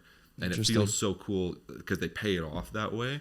And then the man who kills him, Robert Ford, was this young boy who was in their gang. So they like knew each other and really intimate together. Oh, wow. And so you should hate Robert, because it's the title of the movie is The Assassination of Jesse James by the coward Robert Ford. Right. So it's almost saying Robert Ford's this coward, Jesse James is this hero. Yeah. But when you watch it more and more times, but it will never tell you what to feel. But the more you watch it, you empathize with Robert Ford. Yeah. You see Jesse James as more of a bad guy. You see Jesse as a tortured man who's kind of going insane. It's almost like the movie title was written by Jesse James. It won't allow you to really like make a decision. Oh, okay. You know, interesting. In some way, it puts like a blank page at the end of it, and it's like, what do you think? To some degree, yeah. Right. Yeah, it's really hard. And maybe I'm overthinking. Maybe I'm. No, you are definitely overthinking. Yeah. Maybe I do that with everything I do in life. This is obsessive, actually. Yeah, if you haven't noticed, maybe I obsess of everything. There's maybe a thread here. No, it's hilarious. Yeah, sorry, but yeah, I fan out over that movie. No, it's cool. You like the westerns, hey? Westerns are kind of your Westerns, thing. my genre. Yeah, I couldn't tell. Yeah, that's like, well, I went all in too. Like I'm big into hip hop and rap. I'm big into MF Doom, KRS-One. Okay. Rakim, Nas, all the oldies. Hell yeah. Wu-Tang, all the fun stuff. Yeah. No, big hip hop head when I was younger. Oh, cool. Skateboarding, graffiti, like all different things, right? Superheroes. What do you think about those pussy rollerbladers? I used to be a rollerblader. Actually, though. Dude, I love fads. I think fads are so sick. There's 3 years where those things were fucking dope. I just love when everyone comes together for something. And the more cheesy it is, the better. Yeah. Like it can stick around and become something awesome and cultural and like relevant. That's dope. Yeah. I love when people just don't take life seriously. And a song comes on the radio and it sucks and everyone loves it and everyone hates it. And it's just this fun thing. I think that's so cool because there's room in life to like have cool fads come in and be able to look back and be like, oh, we were all idiots. We all had mullets, but like we were in it together. Call Me Maybe comes on in the bar. Everybody's singing. Exactly. Everybody's singing. Exactly. Right? It's a shit song. That's it. But we love it. And there's something powerful about it's that. Totally 1,000%. Yeah, 1,000%. It's kind of cool. Yeah. Fuck, man. This was good. Yeah, I think we got to end it here. 2 hours. I think so too. Yeah. This is a fun sick podcast though. I'm down. I'm happy we went past an hour. We tried to keep it to an hour, but I was like, let's just keep talking. Dude, let's draw. I'm a talker. Yeah. As you know at the gym. I'm a talker. Does he come and bug you and stuff? Yeah. No. But we do. I end up talking. We just have like philosophy talks, and then good. just like I think we were having that one conversation, and I was just like, how the fuck did we get here? Yeah. But Josh, with this being a self-help, goal-oriented podcast, if you could give yourself a goal for this week coming up, what's something you would like to accomplish this next week? Ooh, that's a great question. So I'm working construction this next week, and I have a bad tendency to stay up too late. So I just want to have a good night's sleep. Yeah. Go work construction fully rested, so I can just put all my energy into that. 7:30 a.m. Yeah, like 6:30. Wake up 6:30 type thing. Preferably 6. You stay up till 1 or 12 on those nights. That's what I usually do. And I'm like, no, go to bed early, get rested. Yeah. I want to work construction and feel good about it, and I even maybe go to the gym after work so I can not skip out on the gym. Good for you. So that goal, and then by the end of it, still be able to do all my artwork at some point in that time. So that's it's a very simple goal, and I don't need to overcomplicate it, which I will definitely do. Within the span of now and tonight, I'll find a way. I will fuck this up. I have to drink tea and I have to do my mask before I do that. And I have to I should probably stretch before I go to bed. I should probably go outside. And go maybe like breathe some fresh air and I don't know. I'll go turn the lights on 5 times. Awesome, man. Awesome. Cool. Well, thank you so much. And we look forward to following up with you. Thanks, man. Absolutely. Appreciate it. This was a lot of fun. Sure. Really appreciate it. Dope. Right on. Awesome. All right, guys. So we're on a fucking rush here. We're going to go catch Spider-Man. We're going to go watch Spider-Man. Spider-Verse 2. So this thing literally starts in 5 minutes and we got to go. So thanks for getting through the entire podcast. Thanks for tuning in. You guys tell your mom, tell your dad. once what? Okay, we're good. Oh, what happened? I don't know. You went red there for a second. I don't know why. It's okay. I just also want to throw out quickly. Thank you, Josh, for coming on. This was a great experience. We learned a lot. We got do some drawings. It was a great time. You saw our drawings. Very nice drawings. Oh my gosh. I'm gonna put this on the fridge. Again, go follow him on Instagram and TikTok. Search up Josh Kully. Super cool dude. Share this with your friends. We're an up and coming podcast, and if you're in Victoria, BC, and you got some cool shit to talk about, fucking hit us up. Hit us up. Love you guys. All right, see you later, guys. We gotta go.